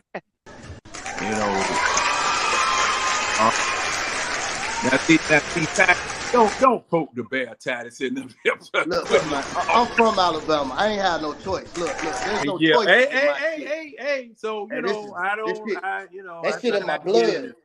But are me and John the only Georgia boys on the show? Well, besides, I know Titus is. Yeah. Well, let me say this. I'm still trying to find out and see, because I've looked at every press conference, I've looked at every interview, I've looked at every podcast, and I'm still trying to see where Deion Sanders said something offensive. I'm still trying to find it. Because you had a whole bunch of people acting like Deion Sanders was talking about folk mama and cussing and acting a fool and all that type of stuff, but he didn't do any of that. That's the most that's just the haters, John. I'm seeing. What was that, Red? I said that's just the haters. You know how they are. And see, the clip that's been circulating around more than any other was him going back and forth with a Colorado reporter asking him whether he believed or not. No, John, that was Ed Werder, John. Yeah. Who is that? ESPN. ESPN. Oh, okay. He used to be the Cowboys #1 reporter. Okay. Now you remember. Now I don't know if y'all remember. You remember when was that Tim McCarver that he pulled that champagne all over? Yep. Because he was talking all that doggone mess in the 90s. Yep. Now, I think wasn't that like a water cooler or something? He just kept pouring whatever it was on him. He pulled some on him and then walk off, and then come back and pull some more on him and then walk off. But this is the thing. Deion Sanders has always been a winner. He has always dedicated himself to going over and beyond to be the best that he possibly could be, because of the fact that he did it in college, did it in high school, did it in the NFL, did it in Major League Baseball. He's always been that way. Now, for you coming into a losing situation where, ladies and gentlemen, the $28 million they supposed to have paid him, the school didn't even have it. The school didn't even have the money to pay the man. The man went there on faith alone in himself and what he thought that he could do, as demonstrated for what he did down there in Jackson State. Okay? He went out there, and the quickest way to turn around a program is what?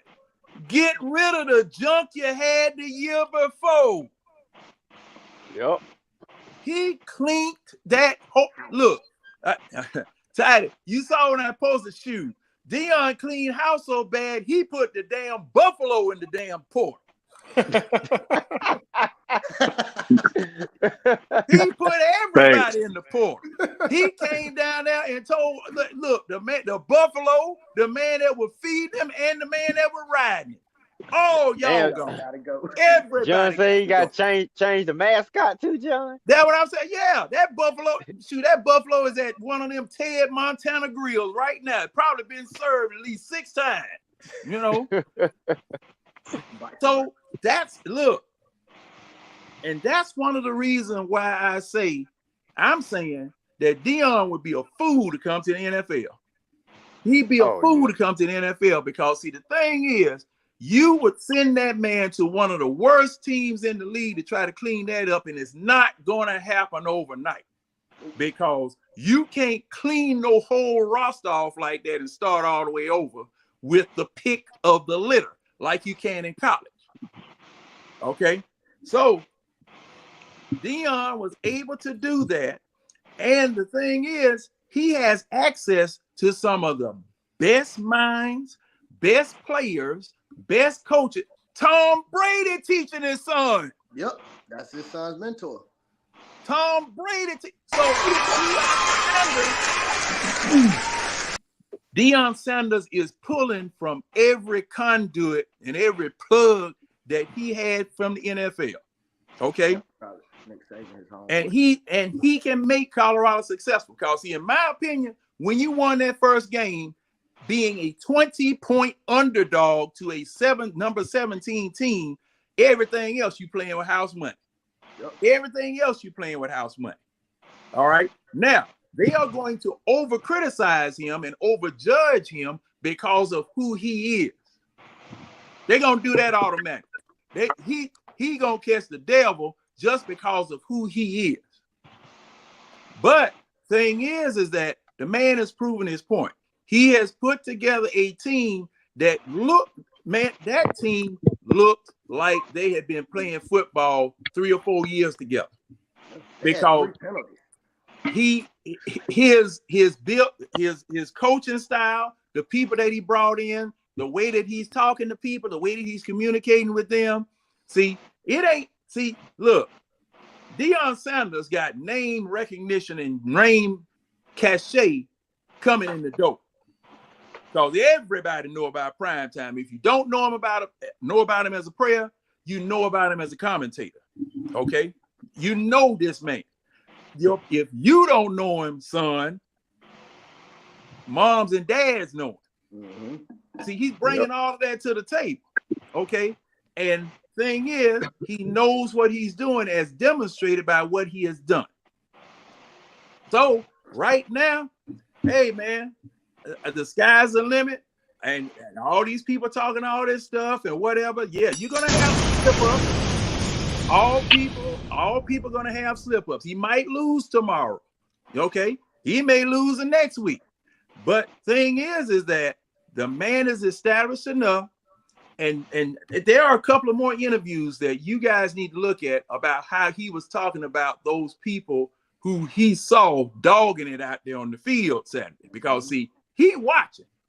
They don't think he's looking at him, but he watching, and he's telling them, look, if you want to stay at this level, you want to stay on this team, you got to put in the work. Plus the fact you all were talking about him getting a bigger and a better defensive offensive line. Man, he put up a post where his offensive line coach was saying, hey, we need people to come here. Here's the phone number. Here's the website. If you want to try out, come on out here. You might walk away with a scholarship. This man selling cars, man. This man selling cars and selling houses, man. Yeah, definitely is. All right, Mark, your thoughts on the Deion, Travis Hunter, Shedeur Sanders. Go ahead. I think Mark in the Matrix. Oh. Hey, Mark. You said, yeah. What's up, fellas? You want them edibles? No. I'm about to say, you already know. Nah, but I thought I was the one smoking. As far as Hunter and Deion, I mean, like everyone said, man, it's something to be proud of. I think we're all rooting for them. So that's all that matters. I think the community is rooting for them. I mean, that's just what happens on your pursuit to the top. Like you're gonna have, people trying to bring you down. So I think everything that's happening is normal, and like he's prepared for it. He's preparing his players for it. So it is what it is. I mean, it is as far as preparation. I mean, Travis Hunter, he's been playing both sides for a long time now. You know, he went to the same high school as me, and he's been doing this. I mean, he probably should have won back-to-back high school championships, but he got one for sure his senior year. Again, playing both sides, like all day, every day. And I said it, when he was in high school, man, like he has the best ball skills I've ever seen from a player. Like he tracks the ball like no other player. And ironically, his favorite position is cornerback. But I feel like, he's a hell of a wide receiver too. So I think regardless, like he's gonna always be he's gonna always start at DB. And that's one thing he did at Collins Hill. Same thing he did at Jackson State was he's gonna play both sides until the offense don't need him. The offense don't need him, then he's not gonna play. In a game like that, was a shootout. They needed him to be out there, and he wanted to be out there. But I mean, he said after the game, he could have played a whole nother game immediately after. I mean, like he really is built like this. Like he's been doing this for years. It's just not now that people are seeing it, they're like, oh, he can't do it. I mean, it's the same thing with Deion Sanders. Like he's been coaching his son for the past 4 years now. Like this is nothing new. Like, he was his offensive coordinator for 2 seasons, So to them, like I said, they're prepared, and I think they're about to run away with this season, man, because the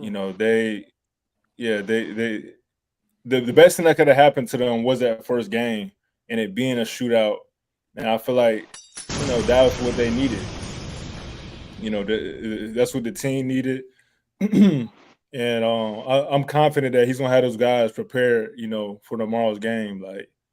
Like he probably. I mean, again, you talking about all the people that's in his corner.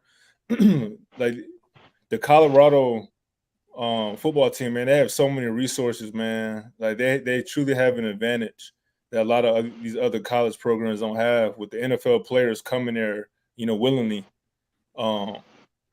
And then Deion just that guy, so he gonna get former players, current players, Hall of Famers, so they truly have a unique advantage.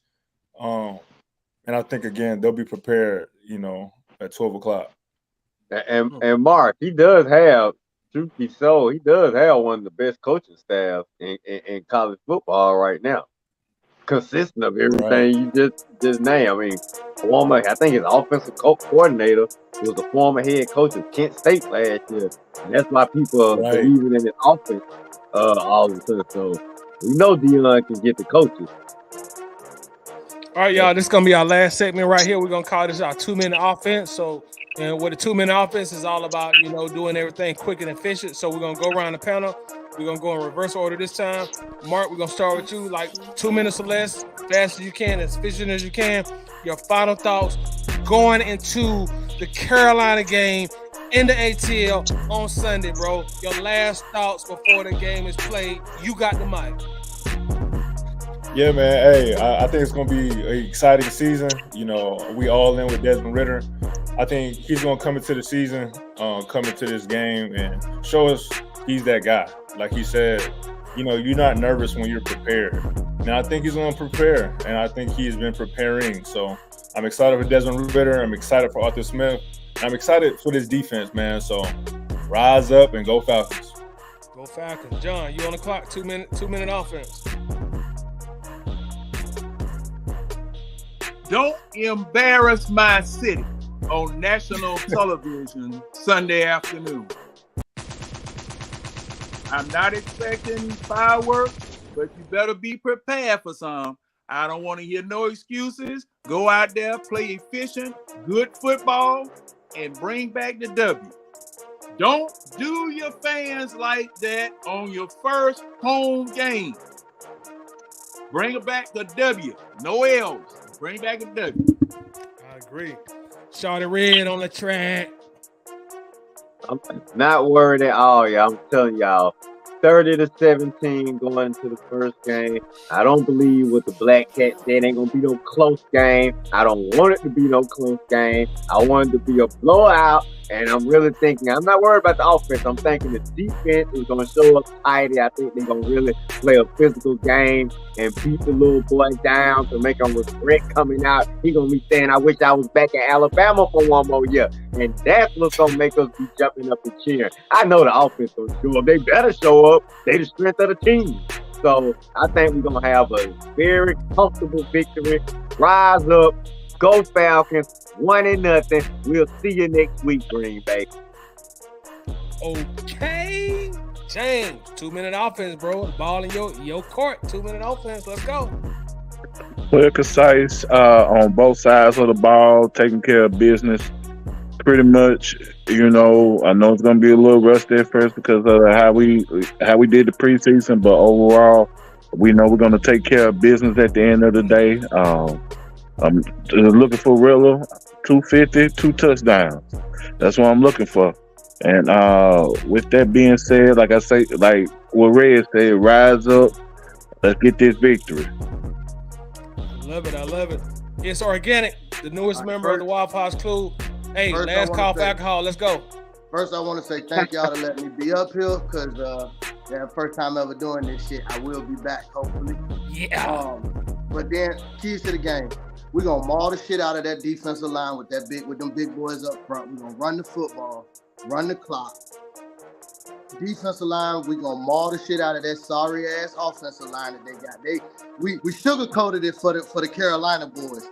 But for real, we know they showed us in preseason that they starting offensive line is garbage, dumpster fire garbage. So the key is keep him in the pocket, make him look over those big ass boys up front. If we gonna throw the ball, put your hands up. That's the game. Put your hands up. Anyway, rise up, fellas. Hey, I will be down in Atlanta for the Packers game. Hopefully, I catch up with some of y'all. But yeah, any other words? I appreciate y'all. Thanks again. Hey, organic. Yeah. Let me say one thing before you go. Thank you for your service, man. Hey, no problem, brother. Thank you, brother. Yeah, absolutely. And my 2-minute offense, hey man, look, let's go, man. We already know what it is. Hey, protect the home field, man. We're in Atlanta. We ain't finna let this little midget come down here and stun on us. You know what I'm saying? Let's go. Ritter, hey, they gave you the job. We riding with you. Some of us fought about it. We argued about it. But at the end of the day, we all Falcons. We want the best for this team. Protect the football. Go out here and play good football. No turnovers. Control the ball. Control time of possession. Let's get this victory, man. We deserve it. The Falcons fans, we all deserve it. Before we get out here, man, let me thank everybody that came on. Also, the Panthers that came in. Big shout out to y'all. Big shout out to GOAT. Big shout out to Q. Hey, man, that was a great show. I appreciate y'all coming through. Shout out to Shedeur Red on the track. Appreciate you. James, appreciate you for coming through. It's organic. Newest member of the Waffle House crew. Appreciate you, big dog. OG John. Appreciate you as always, big dog. My right hand, big dog Mark. Appreciate you, man. Much love, bro. Everybody who came through. Winston came through. Appreciate you, big dog. Also, Miss B. Appreciate you for coming through and sprinkling a little bit of that love on the show also. And everybody in the chat, we appreciate y'all as well. Hey, we'll be back for the post-game show. We're going to start around 5 o'clock. As always, man, thanks a lot. We appreciate it. Peace out. We out of here.